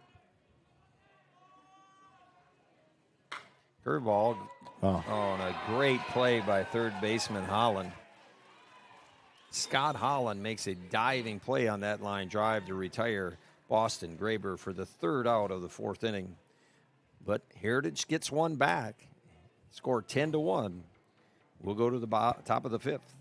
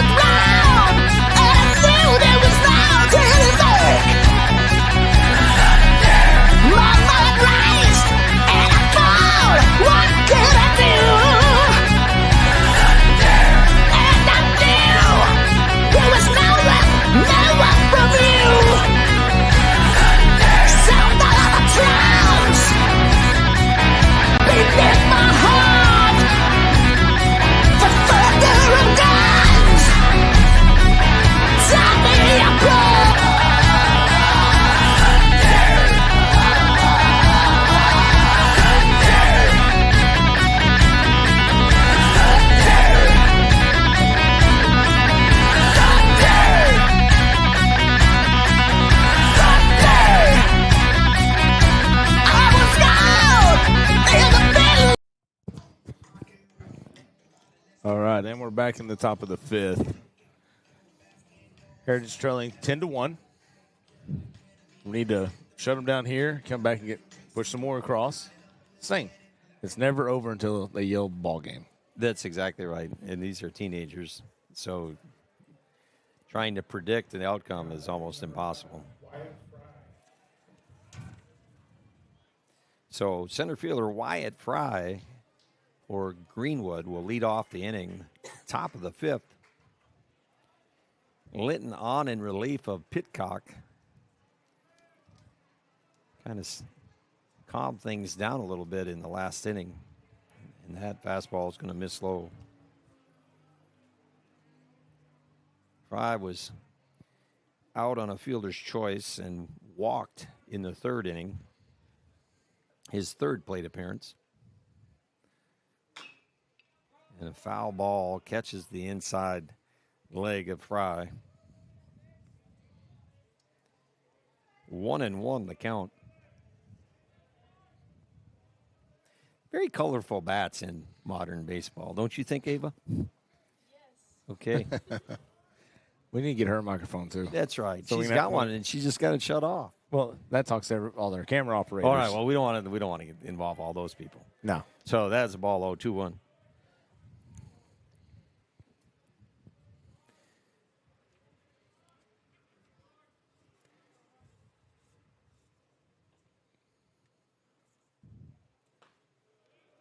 And that was just a bit outside for ball 3. Tried to corner and he missed. And evidently the umpire said it was a little bit down. You know. It's amazing these guys are laying off these pitches as close as they are. And that's ball 4. So the leadoff runner on again for Greenwood. So in the fourth inning, Zach Zittman led off with a walk. In the third inning, Campbell was out on a fly ball. So 3 of the 5 innings, the Bulldogs have had their leadoff runner on. Left fielder Jaden Campbell with Scott Holland on deck for the Bulldogs.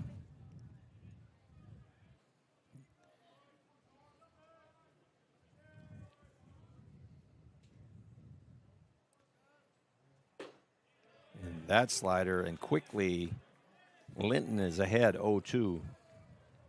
Seeing a little competitive spirit there by Mr. Linton. Yeah, I mean, definitely challenging. Yes. And the curveball is fouled off. Count's going to remain 0-2.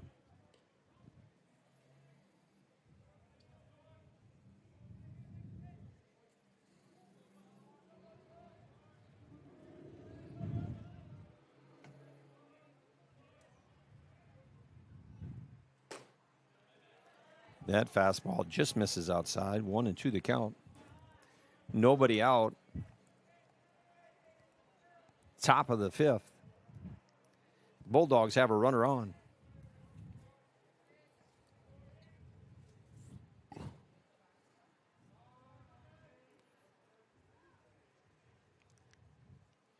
Campbell takes time out. I hate to see that when you're a pitcher and you're halfway. Yeah. And the guy takes time out. And and that's one thing, as the umpire, you don't have to give them the time if the pitcher's you already don't. started moving. It's an optional thing. And, sometimes that's how pitchers get hurt. Souvenir Alley is going to get another foul ball.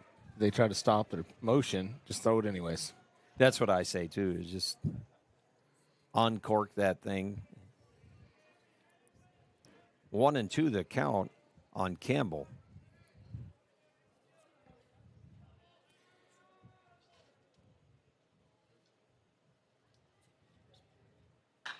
Campbell lifts that fly ball into right field, easily chasing Graber under, and it's going to make the catch for the first out of the inning.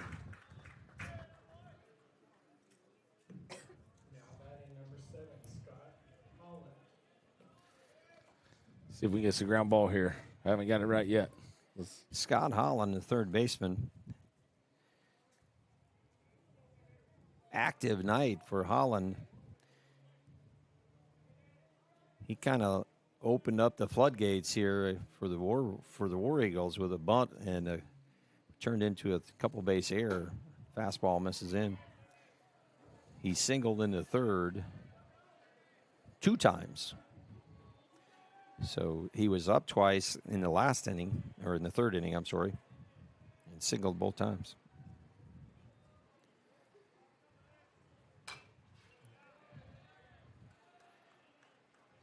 Ball's fouled back. 1 out here in the fifth. I still sit inning. here and laugh that they make him change out the ball after it hits a net that gives way or the pad. And I don't know this, but it takes some velocity for it to make a difference. You know what I mean? Yeah. And I'm thinking Linton's throwing pretty hard, but I don't know if a little scuff is really. Maybe he is. I don't know. Mm-hmm. But I know this cowboy couldn't throw it hard enough for a scuff to matter. Yeah. That ball's a strike. 1-2 the count on Holland.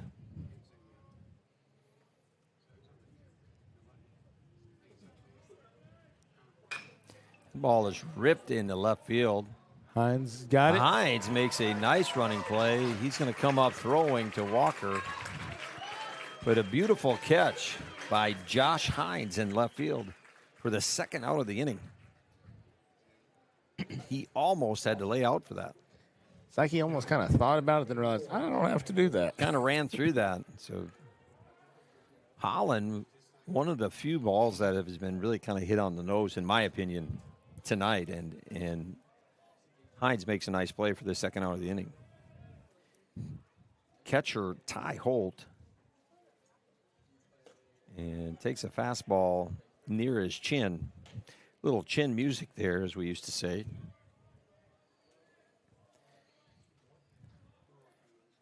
Fry at first with 2 outs.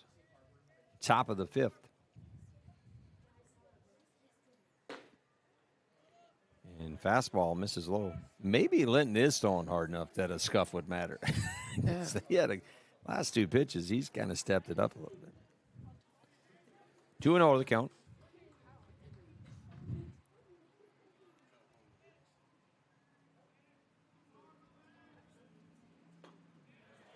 It's that off speed in there. Nice off-speed pitch for strike 1. Holt sacrifice flied in the second run for the Bulldogs in the second inning, or first inning. And had a single and scored, and he hit one out there, what could be on 71 business. I don't know where it went. Can't Hard see it. left. That's another Yeah. place I usually hit my golf balls, hard left. It definitely went hard and left. It was hard left. So 2-1. Jerry's back in here to give us some Pointers. briefs. Jerry, when can we get some AC up here? I mean, James and I are. We can't get no water. We can't get no AC, and fouled back to the right side.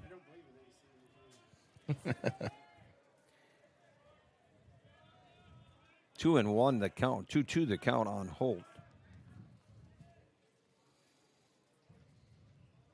2 outs here. Top of the 5th. Wyatt Fry on first. Linton looking to end the 5th inning for the Bulldogs. We're going to check him, and he's going to call a strike on the check swing. So after the base on balls, Linton's going to get 3 outs in a row. 10-1, the Bulldogs will go to the bottom of the 5th.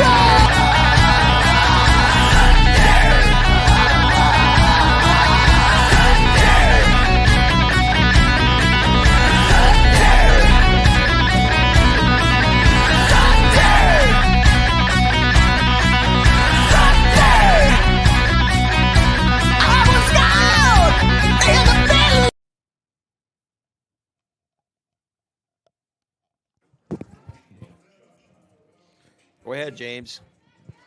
All right. Back in the bottom of the 5th here, Josh Hines leading us off. He's walked. He's singled. Let's see what he can do here. Let's keep the train moving and get some base runners. Cooper Webb has gone the distance for Greenwood. He's going to miss with that one. That breaking ball is going to be outside for ball 1. Swing and a miss for strike 2.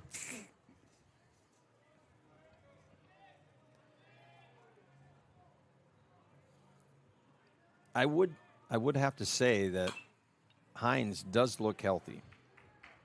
Yeah, I mean, he's doing good. Great defensive play. And he's he did last time up. I mean, he looked like he hasn't really missed a beat as he walked in the first, and then there he swings on and misses. Holt's going to throw the ball down to first. Taylor's going to be there, and that's going to be out number 1. But he looks healthy, and that's a positive. Greenwood tonight, a non-conference game, still would like to see you perform and play well. Yeah. But obviously the 2 games next week, I'm not up on the standing, James. What happens?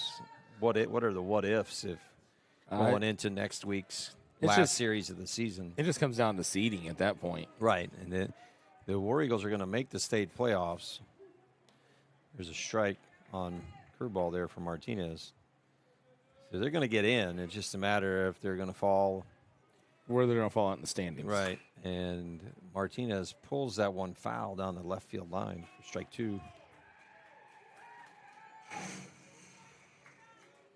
So the old SB Live can show us the standings. Yep. But they're not correct, because some of the games on that standings are showing that third conference game as a conference game. Yeah. Right now we're sitting in fourth. So I think that's about where we're going to stay. No matter. I don't think.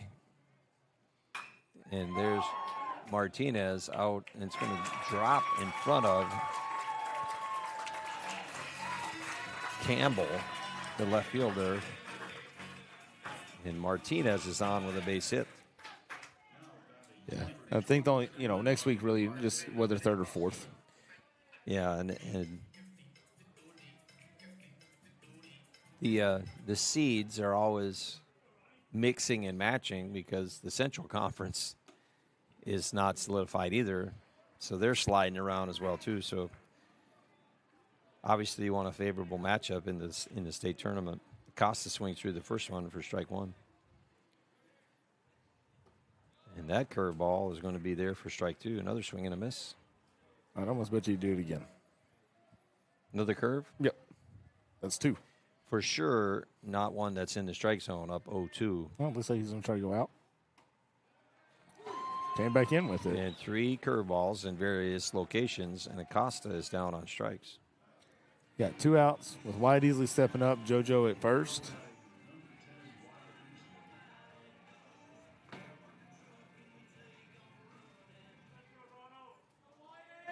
So that's the 4th K for Cooper Webb. He's went the distance for the Bulldogs and has been fortunate to get out of 2 base-loaded jams in the first and second inning. Ball 1 to Easley.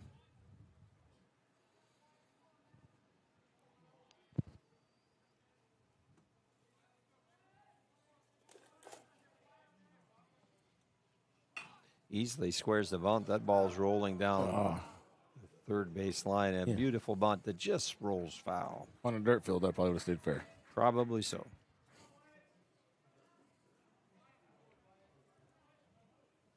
Base hit for sure if that one just stays inside the white line, but just trickles foul. And Ty Holt with a good decision, the catcher, to let that one continue to roll.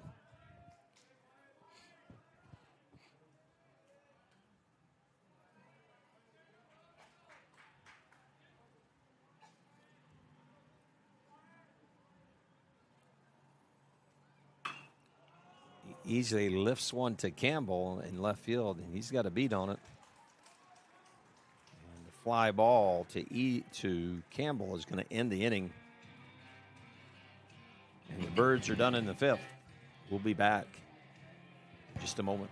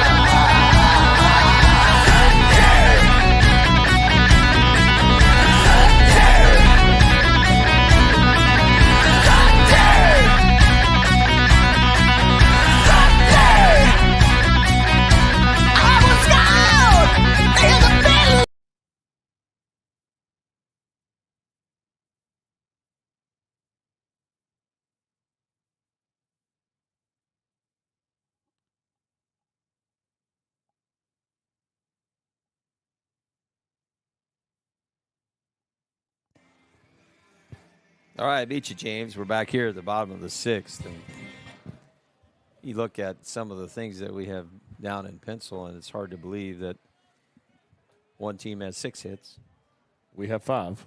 One team has 1 error. We have 1 error. One team has 10 runs. And we have 1. And we have 1. And that's baseball. So right fielder Zach Zitzman will lead off for the Bulldogs. And what we're getting at is that it takes some timely hitting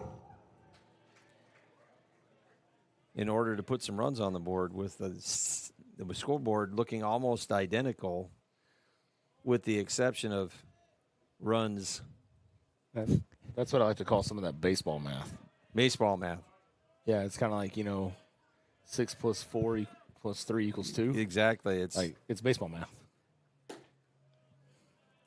It is what it is. It just doesn't make sense. Yeah, it just doesn't make sense. And if you look at some of the other pitching statistics, they're almost identical as well, as each team with 4 or 5 strikeouts and 4 or 5 walks, and each team with an error.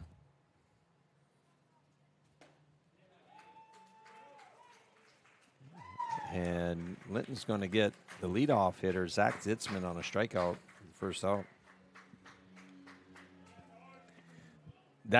Those statistics are unique to baseball. They are. Because if those statistics were that similar in basketball, it would be a very tight game. 40-40. But not so much in baseball. It makes it unique and makes it fun. DH, Jackson Cole. He's up for the 4th time, takes the first pitch for a strike, grounded out in the first, and was on a fielder's choice in the 3rd and walked in the 4th.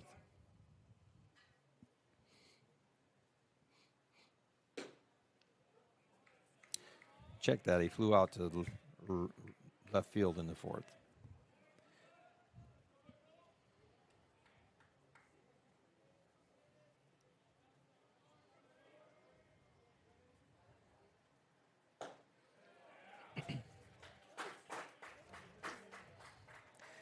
Well, we know of one for sure kid that is competing, and that's Mr. Linton. That he has been lights out here.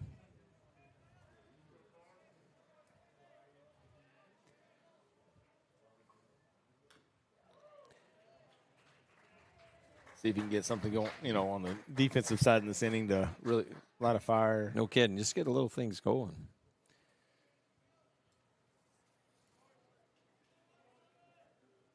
So 10-1 the score.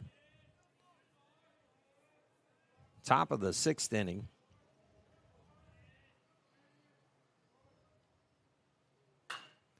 And ball lifted toward Josh Hines in left field. He's at the foul line, and he's going to make the catch.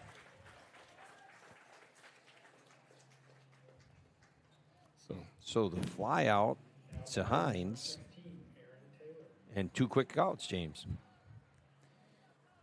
And former right tackle for the Green Bay Packers, Aaron Taylor, steps in.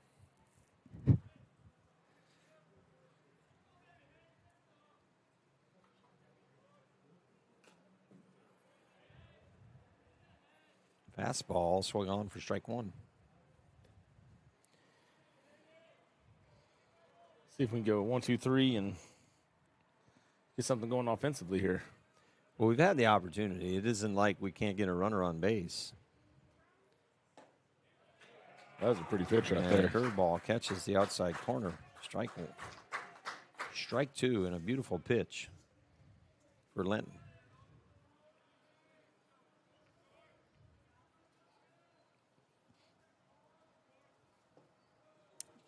Ball inside. James, you're a lot more up on this than I am. And can a pitch count in Thursday's game have an impact on Monday?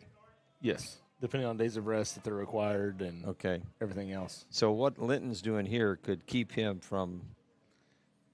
And there's a ground ball at easily a one-hopper over to Martinez. For the 3rd out. And we're out of the 3rd. 10-1 Greenwood. We'll be back in a minute.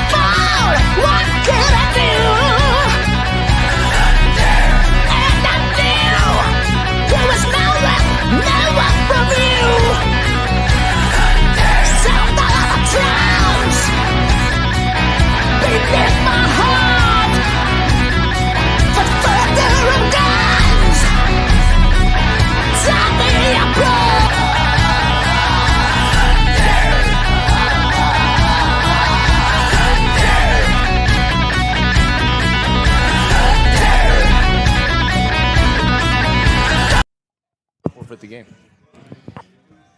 All right, and we're back in the bottom of the 6th. We got a new pitcher in, it looks like, for Greenwood. And it's a lefty. I think it's number 11. Jacob Ham. Lawson Leith. Lefty Leith. Leith? Leith. Leath. Leith. So Leith misses, first pitch strike, but misses the second one for its 1-1. Jacob Ham, the Birds' third baseman, was out on a walk in the second and flied out in the fourth. Had an account 2-1.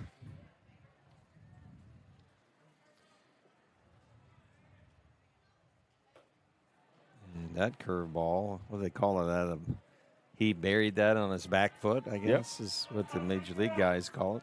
2-2 the count.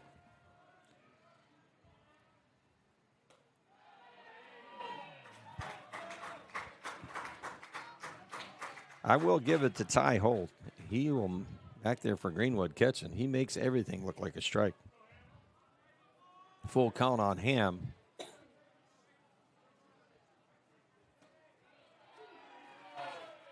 Jacob watches a pretty curveball that catches the outside corner for strike one, or for strike three and the first out. He definitely got him a good dose of curveballs there. And I think this Leith kid is you're gonna see a lot of them from him. He looks like he's got good control of that breaking ball. And another one, and that's taken for ball one. You do have kids that come in here that they're just what you call breaking ball pitchers. Yeah. That's all they throw. They'll throw your sinkers, sliders, curves. There's a fastball driven out to center fielder Fry. He's under it. And Dover is out for the second out of the inning. And now steps up number 7 leadoff man Cooper Mann. Mann's walked twice, popped out to the catcher. He's scored Heritage's only run of the game.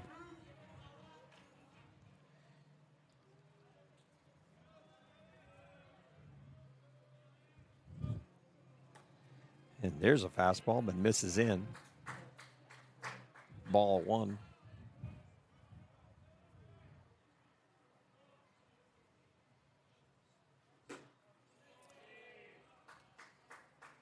Fastball taken high for ball two.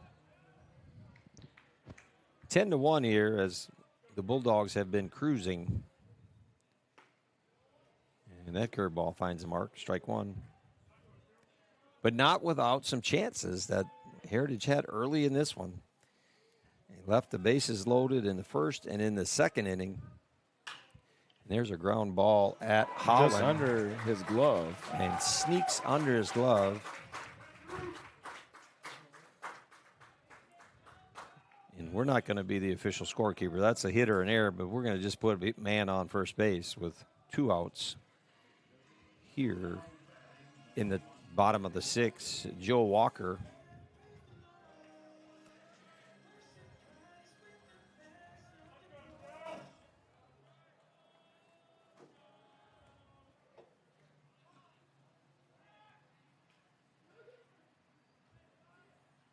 Holt not afraid to back pick. No, he's not. And Walker, a really good high IQ baseball move there, just stood in the box, and as long as he's in the box, the catcher's going to have to throw it around him. So quickly 2-0 on Walker.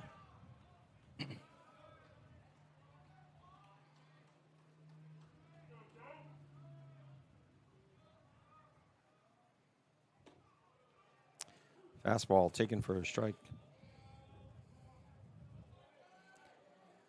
Walker singled in the first, flied out to the shortstop in the second, and singled in the fourth.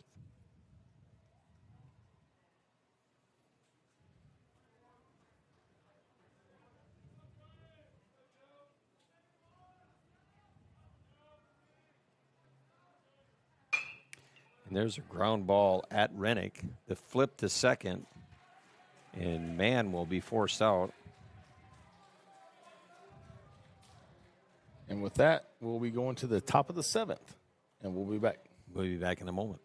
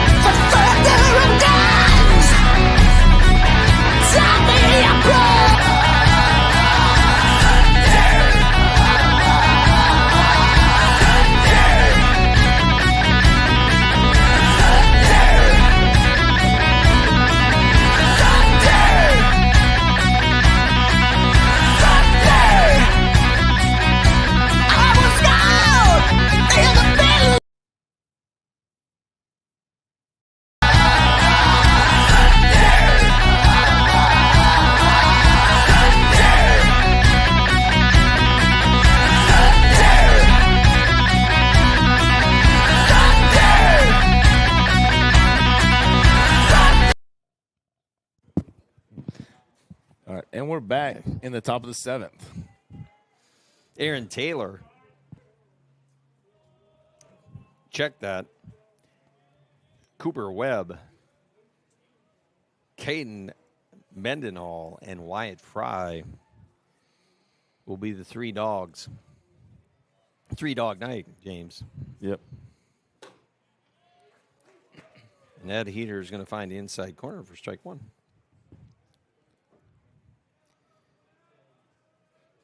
Webb singled in the 2nd and the 3rd and struck out in the 4th. So here's what I find funny. Okay. They had a DH. They took Webb out of the game as pitching. Put in a new pitcher. Now they put him back in, so that means that lefty can't pitch the next inning. I would agree. He can't. No, the re-entry rule, and then of course And then once they bring in another pitcher, he's out. he's out. He can't go back in and pitch. Correct. He can't pitch, and he won't be. If we tie it up, he can't go in there and hit. Ball, Webb is going to take a brush across the uniform, but get hit by a pitch to be the leadoff hitter on board.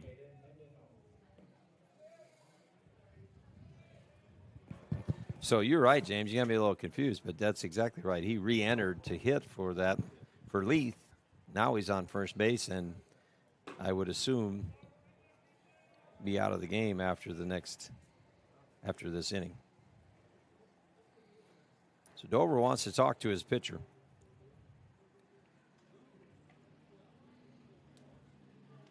Mendenhall, the shortstop, struck out in the 2nd. Walked in the 3rd.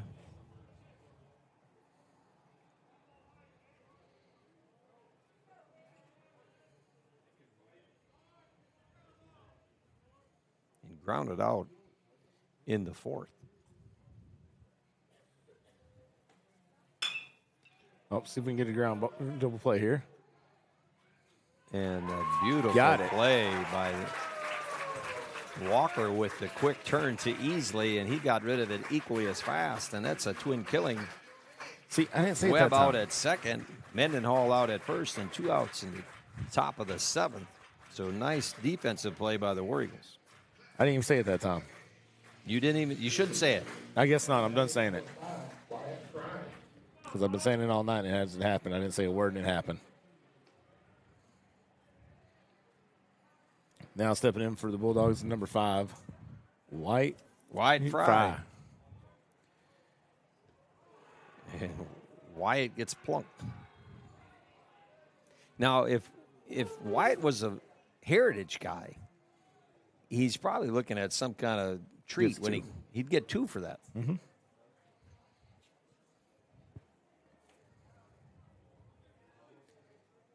So if you got a little sweet tooth, it's worth taking one in the back, I guess. I guess.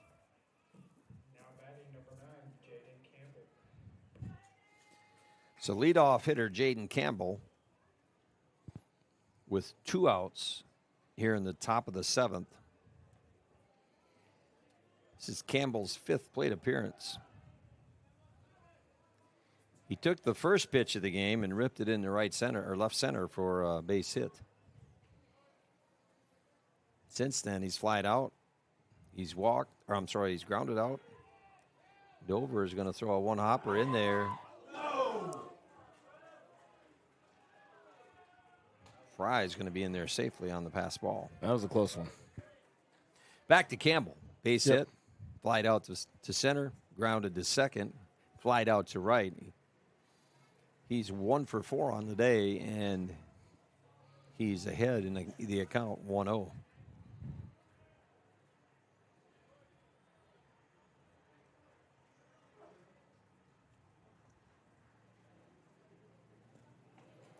Swung on and missed.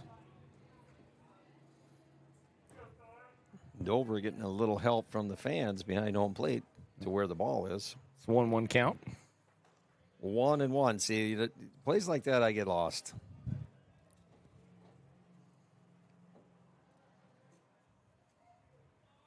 I wouldn't know, but the umpire said it. It's best to look at the umpire, although they're not always right either. James, probably like you spent a lot of summer weekends at the ball field, and there's been many times the lady with the scorebook usually had the count right, but the ump did not. Yeah. Looks like we're going to have a pitch change here, and we'll be back after that.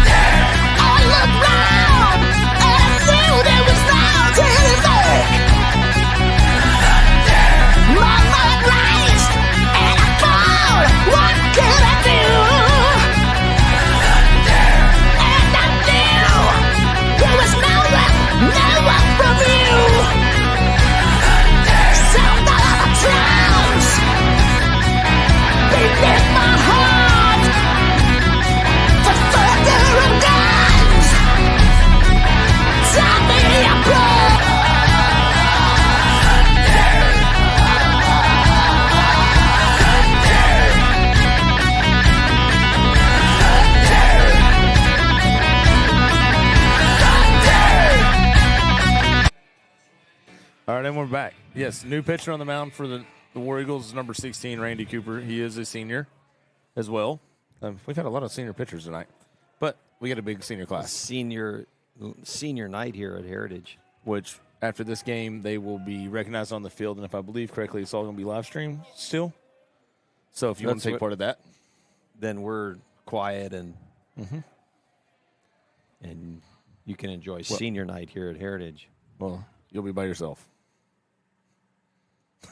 I'm going to be by myself. If you're up here talking through it, because I'll be down there. And, well, I won't be by myself. And As I say in basketball practice, cornbread's waiting. 3-1's the count to Campbell. Jaden Campbell, the left fielder.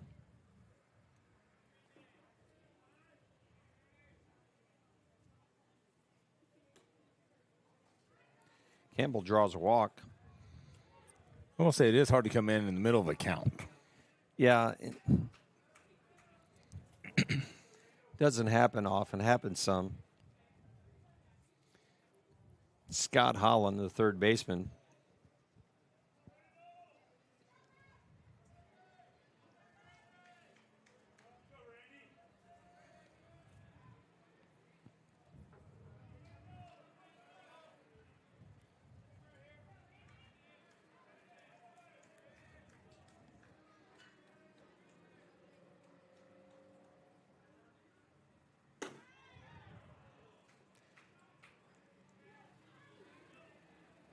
Ball one. Ball one.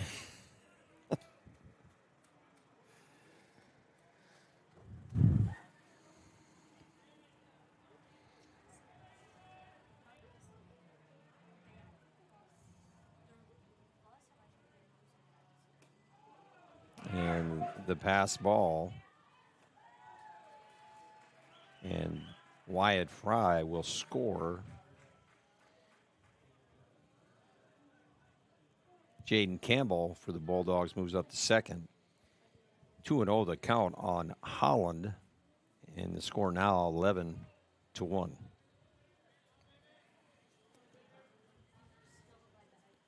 Holland is 2 for 4 on the day. Scored twice. Cooper misses for ball 3. So 3-0 the count on Holland. Ty Holt, the catcher, on deck for the Bulldogs.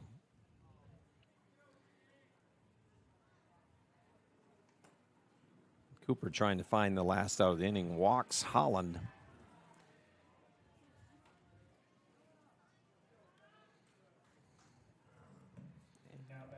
Ty Holt, the catcher. Now any bag, easiest bag. Any bag, any Let's just ground force a ball, ground ball bag. here. Get the last out. Holt's got a sac fly, scored a run and a single, and flied out to center and struck out. His 5th appearance.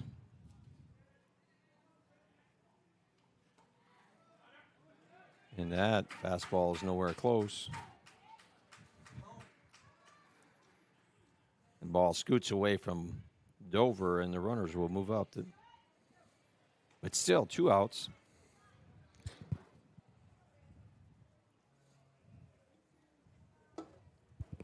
And we have some activity.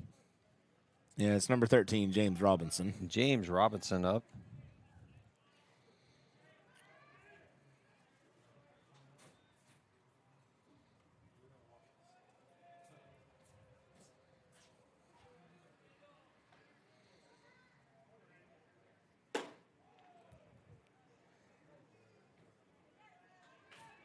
Cooper's got some velocity. He's just kind of struggling to find the mark.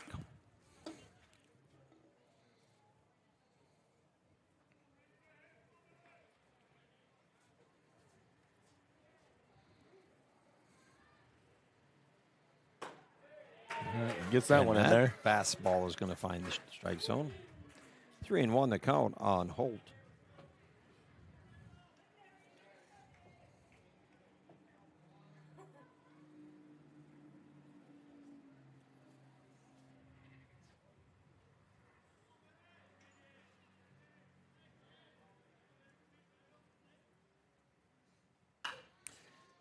Ball is fouled. Martinez chasing, and it's going to be out of play for the strike 2. So the count full. And Cooper seeming to find his way.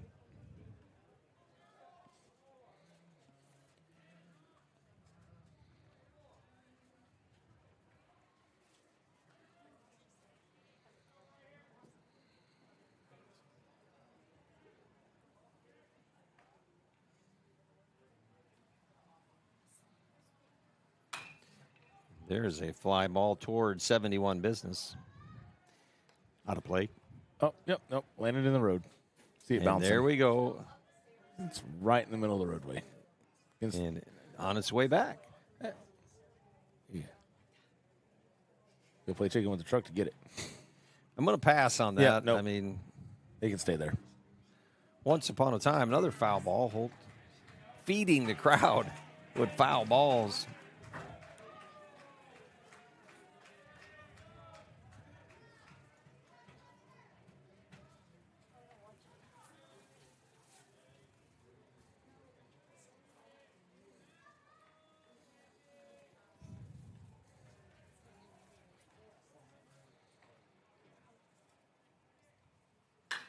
There's a ball lifted at man in deep center field. That ball is going to find the wall. One hop off the wall. Man plays it well. Back into Easley.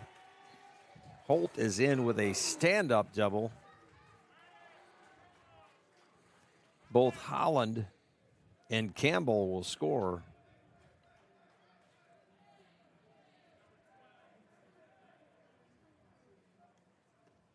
Score now 13-1 Bulldogs.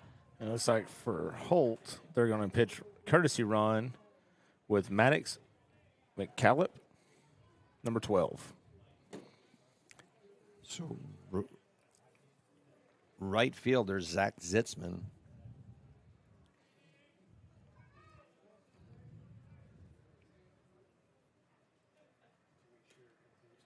That curveball's in for a strike. Big day for Zitzman. He's walked and scored. He's doubled and scored. He struck out twice.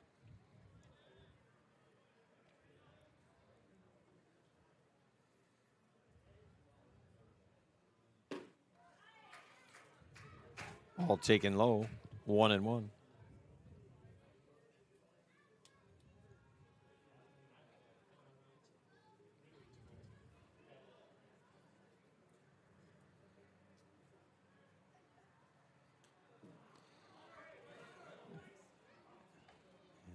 That pitch is lofted at the backstop.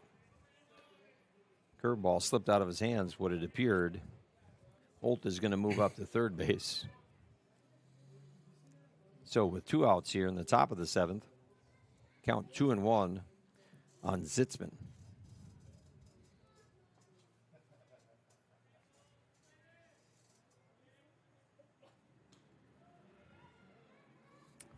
Fastball misses in. 3-1.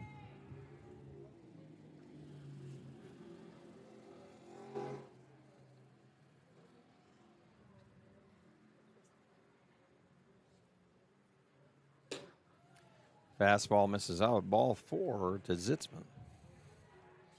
And here comes Coach Walker. We have a pitch and change, and number 13, James Robinson, will be coming in. And with that, we'll go to break. We'll go to break.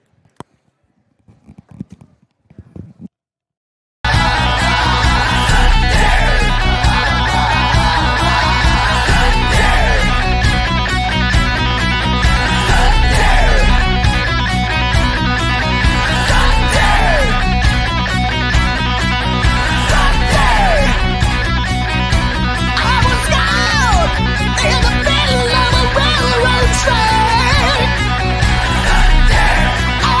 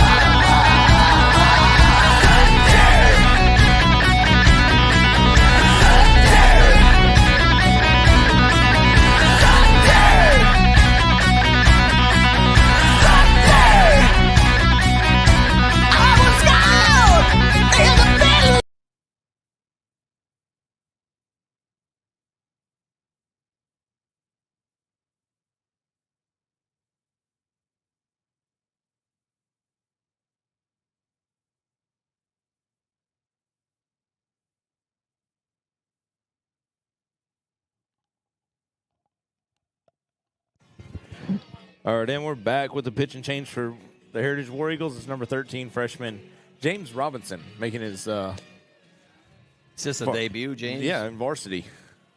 That was Randy's debut as well. So, debut performance by James Robinson. See if the freshman come in here and find that elusive third out that we've been kind of chasing around. We have been in hot pursuit of that for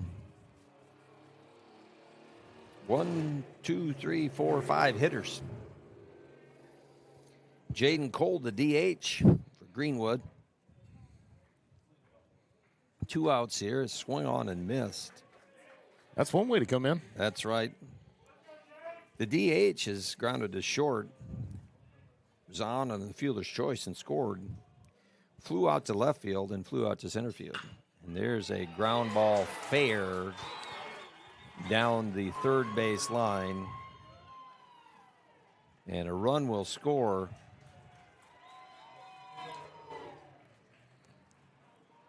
Jackson Cole doubles. Zach Zitzman to third. And the courtesy runner for Ty Holt scores. That's when, right at the end of that, that's another telling his freshman pitcher, calm down. So the 4th run in the inning. And the score now 14-1 Greenwood.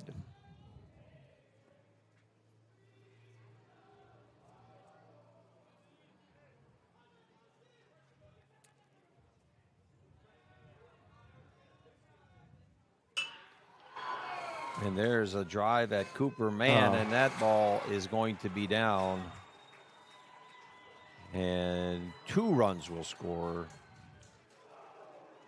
Taylor and Cole will score as well.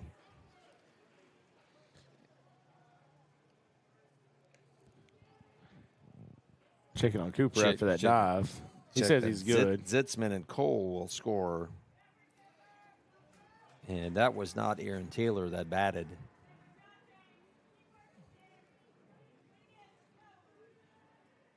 Who it was? It looked like Leith. Well, that makes it even more confusing. Number 11. Now we got number 18 coming in. I don't know where we're at in the lineup. Well, this is the second time that Greenwood has batted Carter. around. Number 18. Carter Coach.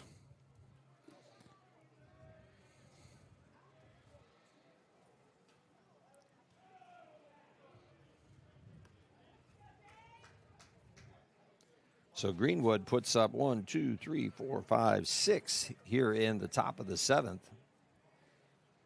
And this game is out of hand at 16-1.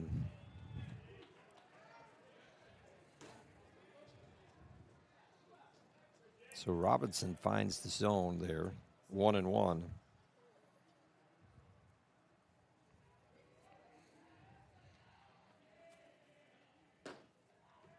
Ball outside. Get this one out of your system before the state tournament gets here. That's one way to look at it. What we need to do. A little serious discussion after this one to get things back focused in, but they'll recover.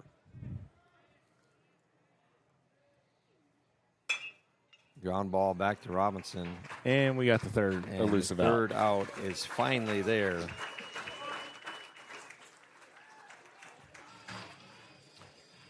But the Bulldogs score 6 times, and they're going to take a 16-1 lead into the bottom of the 7th. And we'll be back.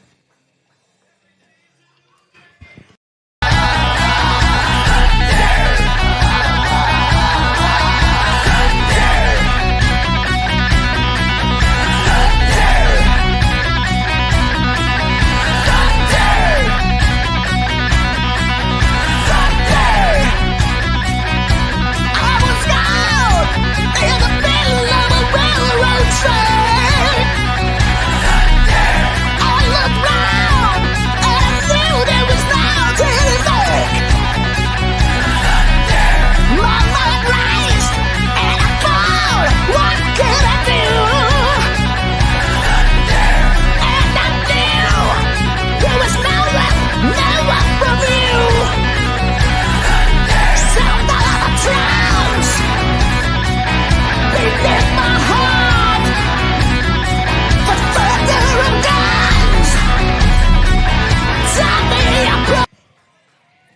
we're back in the bottom of the 7th. We need a big inning. Need a big inning. Big inning. And hopefully number 20, Boston Graber, can get it going. No kidding. At least get something here to be something positive here to end the game. So Graber's going to step in for the War Eagles. Josh Hines and then JoJo Martinez.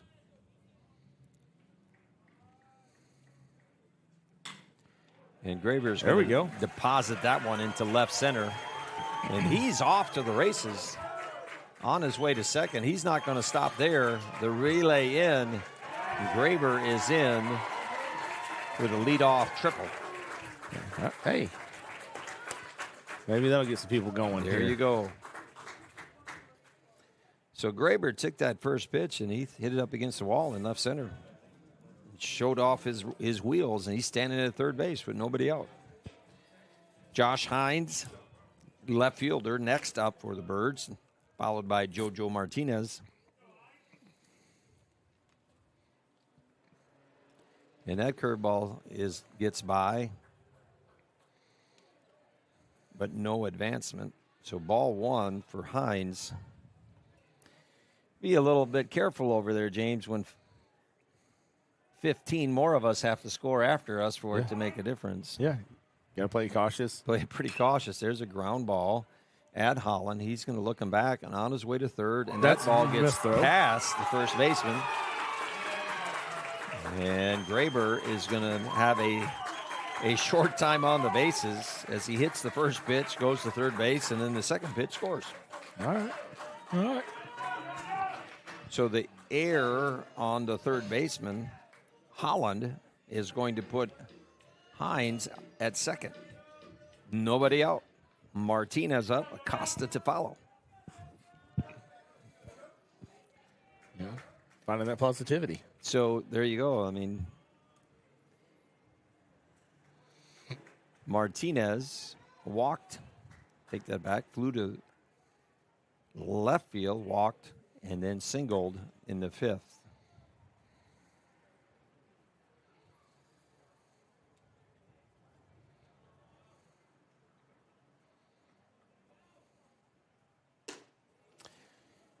Fastball in there, 1-1 the count.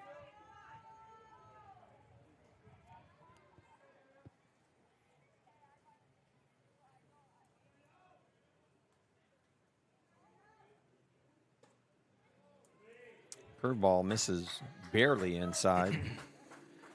2-1 on Martinez. 16-2 our score. With nobody out. Runner on second. That's Hines. Breaking ball is called a strike. And I think that's the first time we've heard the fans really get onto the umpire there, because I think that missed out and kind of curved back on the backside just by the way Holt. But he, like we said, he does a good job of making it look like where it's supposed to be. Yeah, and Holt is a talented catcher. And to pat the home plate umpire on the back, he's been consistent. There's a ground ball. True. That's going to find the hole. Here goes Josh will score from second. Josh Hines is going to score.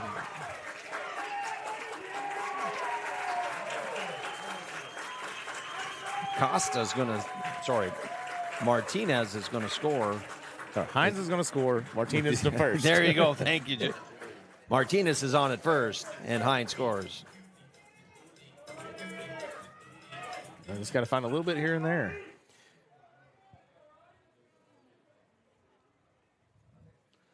So the War Eagles cutting into the lead now, 16-3.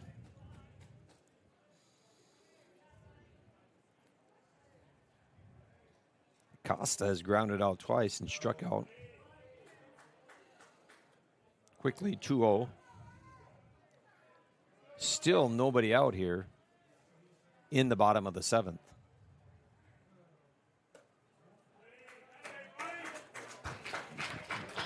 Yeah, he's staying away from getting across the heart of that plate.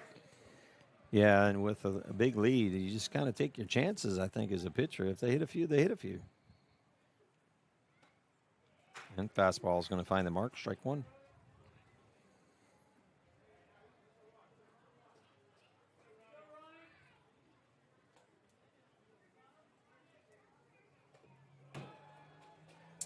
Costa swings and misses. Count comes full. Count is full. Martinez at first. Acosta.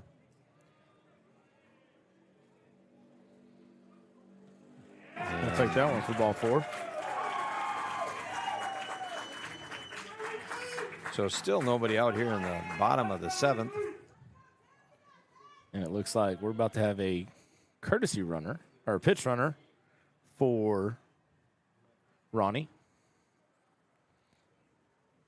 We'll confirm. We're going to have a meeting of the Bulldogs at the mound. We're going to take a short break.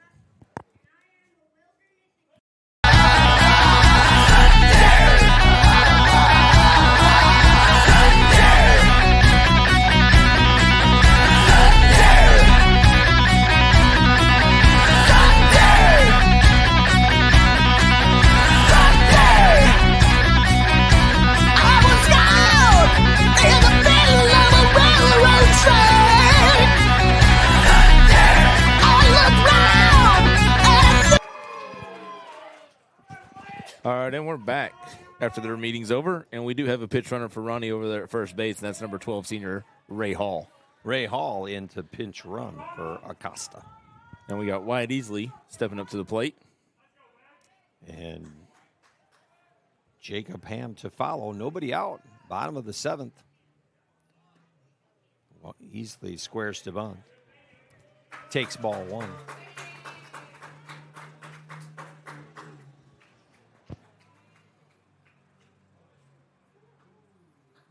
Field almost completely shaded. It's about to be that good time of day for anybody on the field.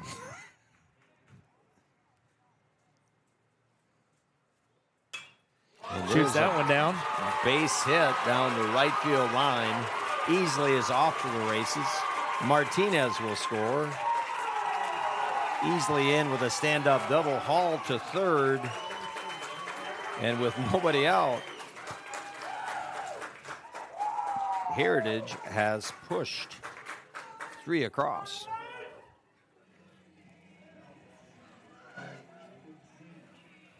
And now batting for the War Eagles, number 5, Jacob Ham.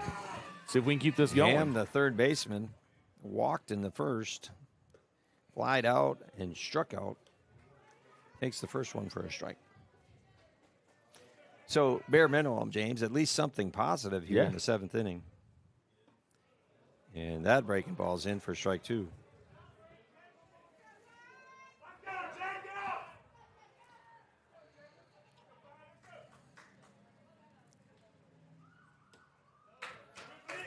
Curveball misses for ball 1, 1-2.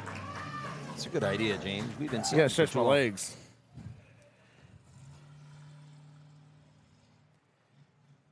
There's a base hit up. Nope, the center fielder's going to climb under that. Jacob put a little too much on it. He lines out. It's still a solid contact. One of the Easley and then Ham, back-to-back line drives. That's good to see. Yeah. So Ray Hall remains at third. Wyatt Easley remains at second. Thatch Dover steps up to the plate. 1 out. 1 out. Bottom of the 7th.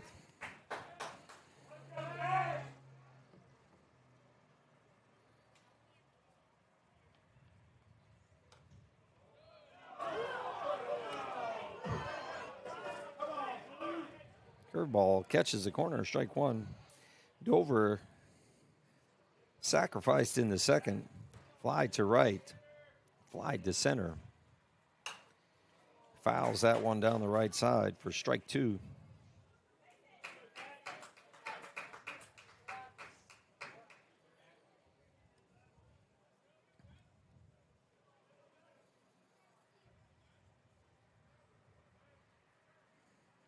That curveball misses way outside, ball 1. 1-2 the count. Maybe us standing, James, might be just the difference we needed. Maybe. 2-2.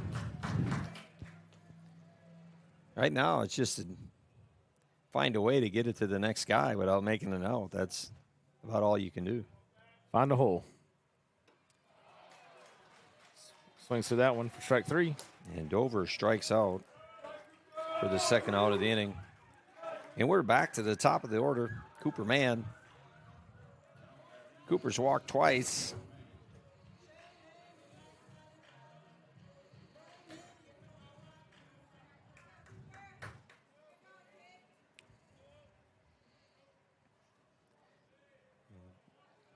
Leith buries that curveball on the inside part for ball one.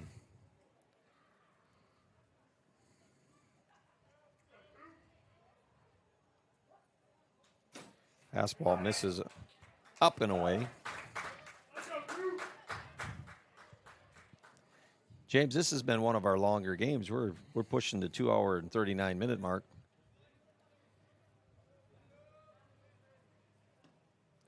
Three and 0. 2 outs here, bottom of the seventh, 16-4 Greenwood. A couple long innings, and here we are. Here we are. And you would think that old Coop's got the take sign here, but you just never know. And he swings and fouls it down the third baseline. Trying to get old Coop back in a groove. Try to get something going here.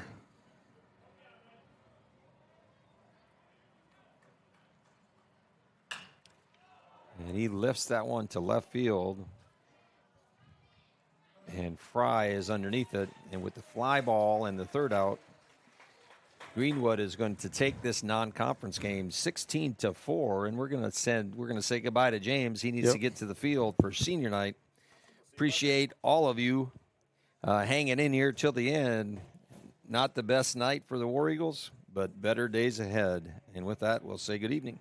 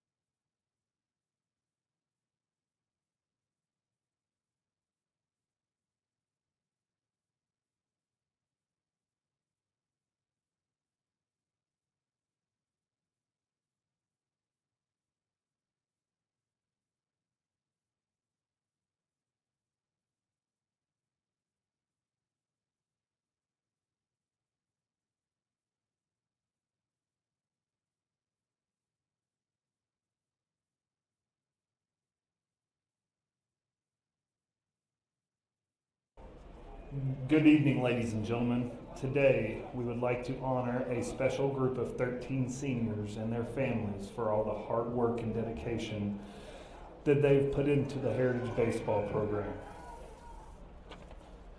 First, number 2, Henry Thatch Dover. Thatch is escorted today by his parents, Lindsay and Howard Dover, and brother, Deshaun. He is a 2-year member and a 1-year letterman of the Heritage Baseball program. Thatch's future plans are to attend North Arkansas College to play baseball and major in business. His favorite Coach Walker quote, "Be like a dog in a cage that is getting tased all day and can't wait to be let out." Thatch's words, "Thank you, Mom and Dad, for all that you have done for me and for helping me become the person I am. Although I am a butthead sometimes, I know what both of you stand for, and I always will represent the Dovers the way I was taught. I love y'all."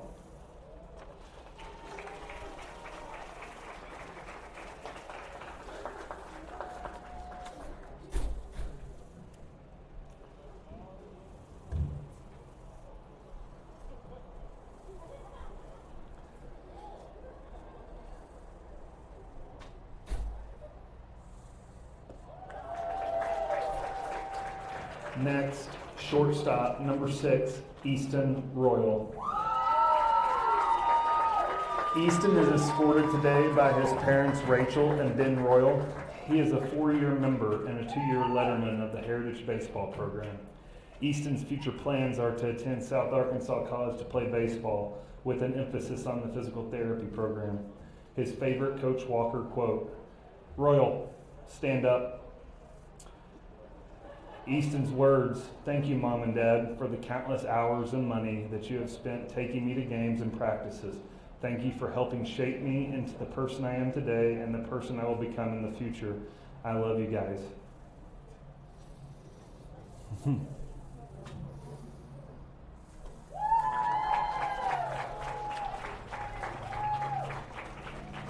Next, infielder, number 10, Wyatt Easley.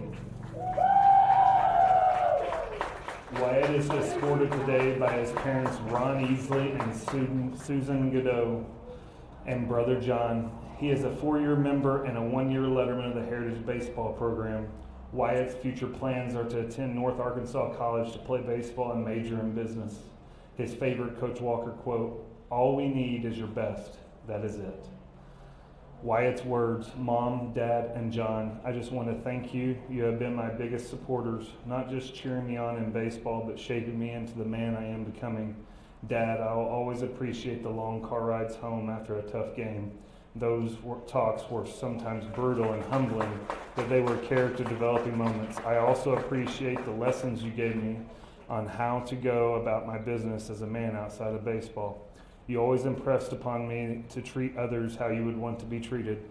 I will always be thankful for that advice. You taught me to give the best in all things, regardless of how I feel. Mom, your belief in me gave me strength even when I doubted myself. You have always been positive with your feedback, regardless if I deserved it or not. Sometimes at games, you are the only voice cheering me on, and that's all I needed. Lastly, John, as humble as you may be, you'll always be the person I never knew I needed. Lastly, John, as humble as you may be, you'll always be the person I never knew I needed. From playing wiffle ball in the backyard to being my best teammate in video games, I'll always see you as more than my brother. You're one of my biggest fans and best friends. All of you have helped me become what I am, and I love each of you for that. Thank you."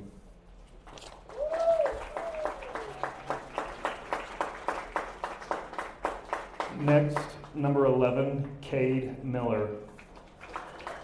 Cade is escorted today by his parents Jill and Eric Miller and siblings Colton and Jensen. He is a 4-year member and a 3-year letterman of the Heritage Baseball program. Cade's future plans are to attend Iowa Western to play baseball and major in business. His favorite Coach Walker quote is, "Bunch of freaking cool cats, man." Cade's words, "Mom and Dad, thank you for the endless support for me and the aspirations I have to play baseball at the highest level. To my coaches, thank you for all the time you have poured into me and my teammates. To my teammates, thank you for holding me accountable and pushing me to be a better player. The brotherhood we have created and have shared over the last 4 years will be something that I'll never forget. Lastly, I would like to thank God for blessing me with the opportunities that would have never been possible without him. Thank you, Heritage Baseball.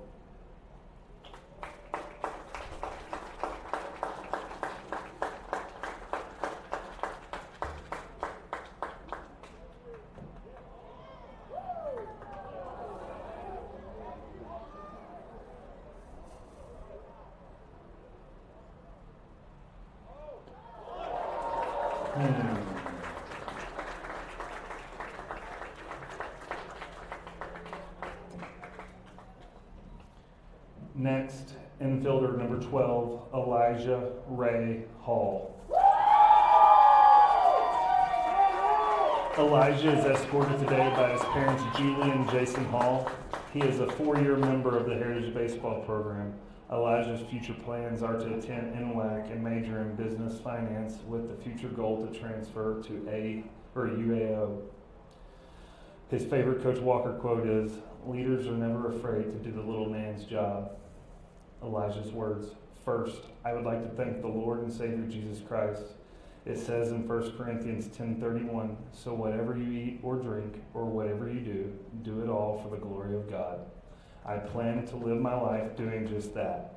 Next, I would like to thank my parents. Mom, thank you for taking me to and from all the practices over the years, and thank you for always being there for me no matter what. I love you, Mom.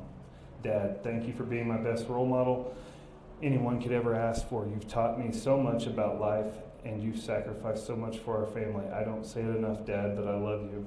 To my teammates, the brotherhood we've shared the last 4 years is something I'll always remember that, and I can't wait to see y'all succeed in the next steps in your lives. Finally, to my coaches, y'all have pushed me to become mentally and physically stronger. You've taught me so many life lessons that I will cherish forever. For all of that and more, I want to say thank you."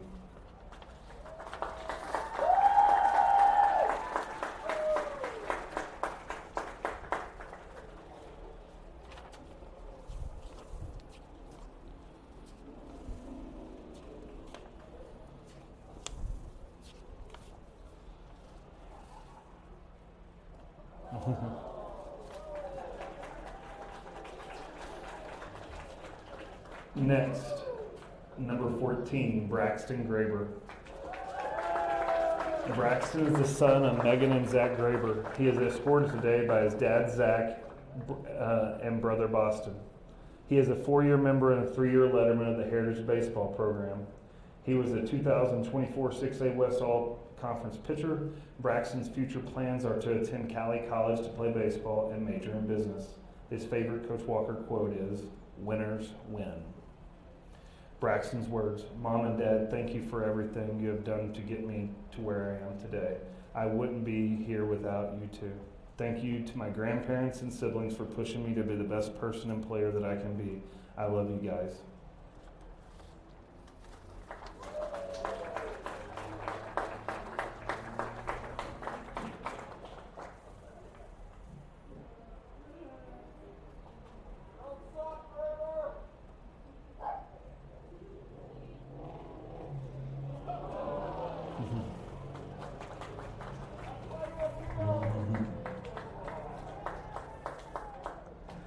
Next, number 16, Randy Cooper.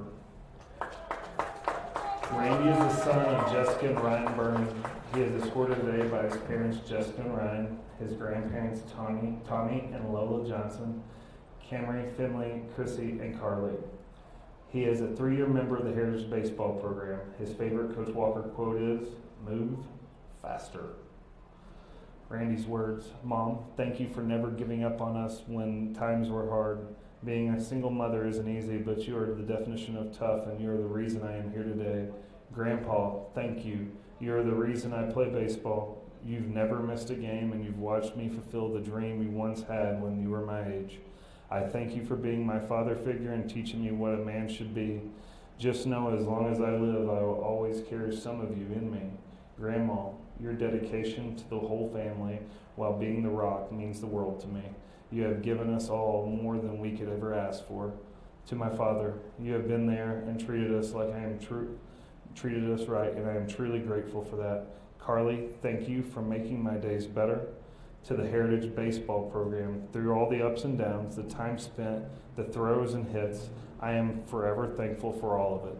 I cherish the second family we have. There are some special people that have come and gone through here that have walked the same path that we are today. Together, we will do something special this year. I love each of you and wouldn't trade what we have for anything, and can't wait to compete with you guys until the very end. Thank you.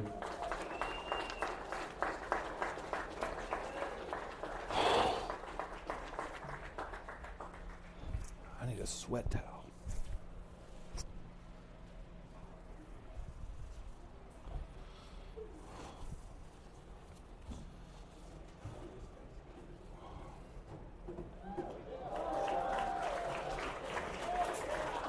Next, number 17, Hayden Linton. Hayden is escorted today by his parents Harmony and Stephen Linton and brother Ethan. He is a 4-year member and a 2-year letterman of the Heritage Baseball program.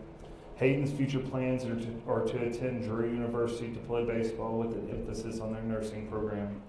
His favorite Coach Walker quote is, "It's a long ways from your heart." Hayden's words, "Mom and Dad, thank you for the sacrifice over the last 12 years and supporting me to where I stand now. You have put endless hours and money into this journey in my baseball career, and there is no doubt that I wouldn't be here without you. Dad, I can't thank you enough for putting in all the time and making every game that you possibly could. Mom, thank you for enduring me, as well as my singing on those long car rides across God's green earth. I will always cherish how and what y'all have raised me to be. Thank you both. I love you."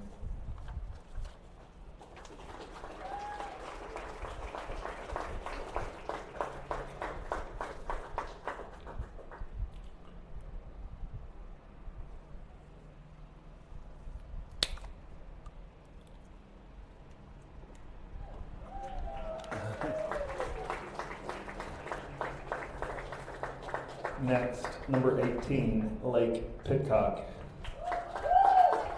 Lake is escorted today by his parents Bridget and Trent Pitcock. He is a 4-year member and a 2-year letterman of the Heritage Baseball program.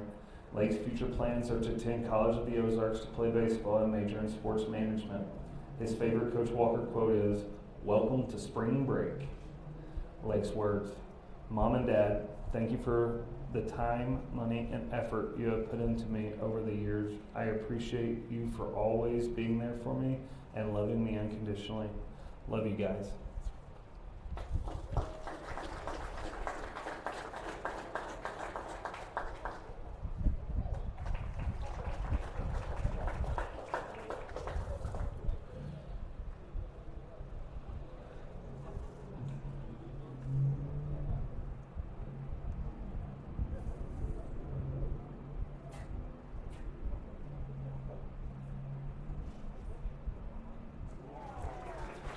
Next, first baseman, number 27, Jojo Martinez. Jojo is the son of Andrew Gerardo Morales. He is escorted today by his parents, his sister Destiny, and brothers Ivan and Isaac. He is a 2-year member and a 2-year letterman of the Heritage Baseball program. Jojo's future plans are to attend Arkansas State Mountain Home to play baseball with an emphasis on veterinary science. His favorite Coach Walker quote is, "Just a bunch of cool cats." Jojo's words, "To my parents, thank you. Thank you for all the time, money, and sacrifice that y'all have made to allow me to chase my dreams within this sport. Thank you for always pushing me to be my best on and off the field. You guys are my role models, and I love you very much. To the Heritage Baseball program, thank you. Thank you for an amazing bunch of memories in the brotherhood. I will forever cherish and never forget our time together. Coaches, thank you for your sacrifice you guys have made day in and day out to make us better and for believing in us. Heritage will always be home to me. Thank you."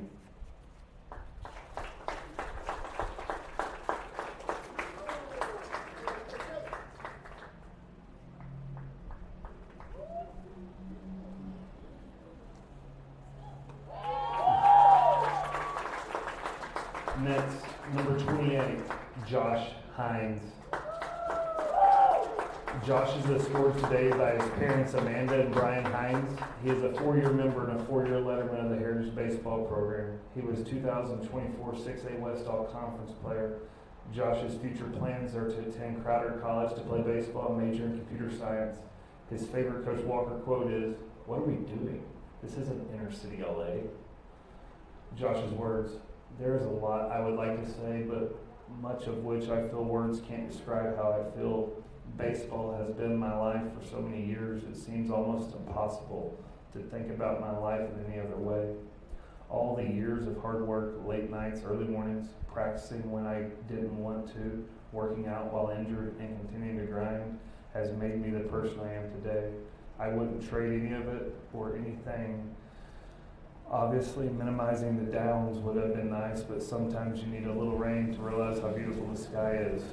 Baseball is a sport of failure, plain and simple, and I think that's what drew me to it, because the challenges we face is what shapes us into the people we are and will become.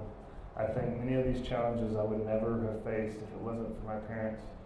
Through my early years of my career, my parents were constantly pushing me, and all the time I didn't understand it, nor was I particularly fond of it. But because of their reinforcement of the importance of hard work, it has helped me in many areas outside of the sport. To anyone that has supported me on this journey through baseball, thank you. It's a wild ride, so thankful for you guys sticking around. And to my parents, thank you for constant support, even if the support comes in forms I don't fully understand. I know you want what's best for me, and I thank you for the time that you have spent on me. There aren't enough words to express my gratitude, just know I appreciate everything. After graduation, life won't quite ever be the same again, and I think baseball has prepared us well enough to feel some level of confidence moving forward. Thank you to my coaches, my teachers, my friends, and my teammates again. Thank you to my parents. I love y'all. And lastly, a quote from Aubrey Drake Graham that says, "Sometimes it's the journey that teaches you a lot about the destination." Thank you.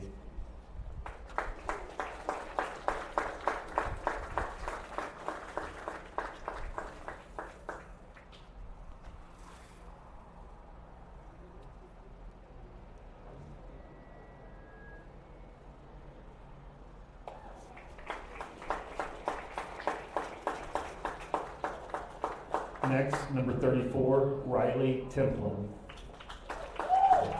Riley is escorted today by his parents James and Katie, along with his siblings Lexi and Lucy. He is a 4-year member and a 1-year letterman of the Heritage Baseball Program. Riley's future plans are to attend North Arkansas College to play baseball with an emphasis on the nursing program. His favorite Coach Walker quote is, "16 jacks my sophomore year, boys." Riley's words, "Mom and Dad, thank you for everything you've done for me.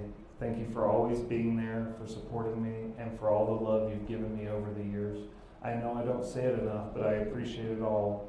Whether big or small, you've shaped me into what I am today. I'm so lucky to have you two as my parents. I love you very much. Thank you."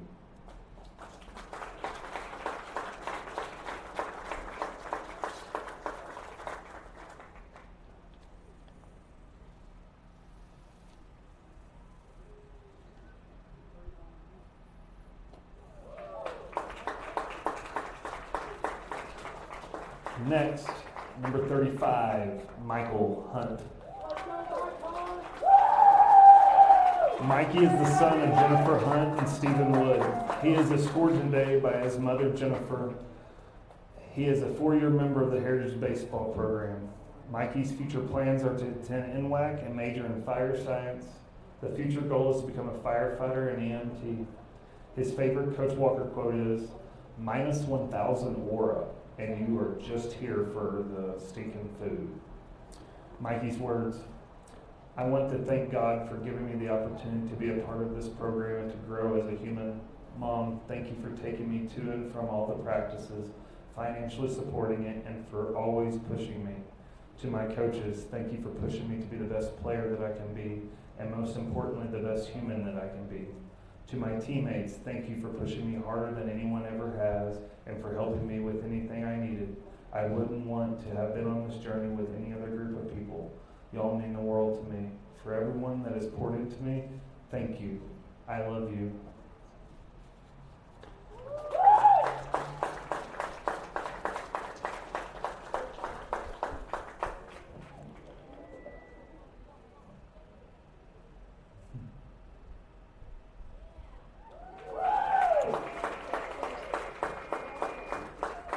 Can we get another round of applause for the 2025 Heritage High School Baseball Senior Class?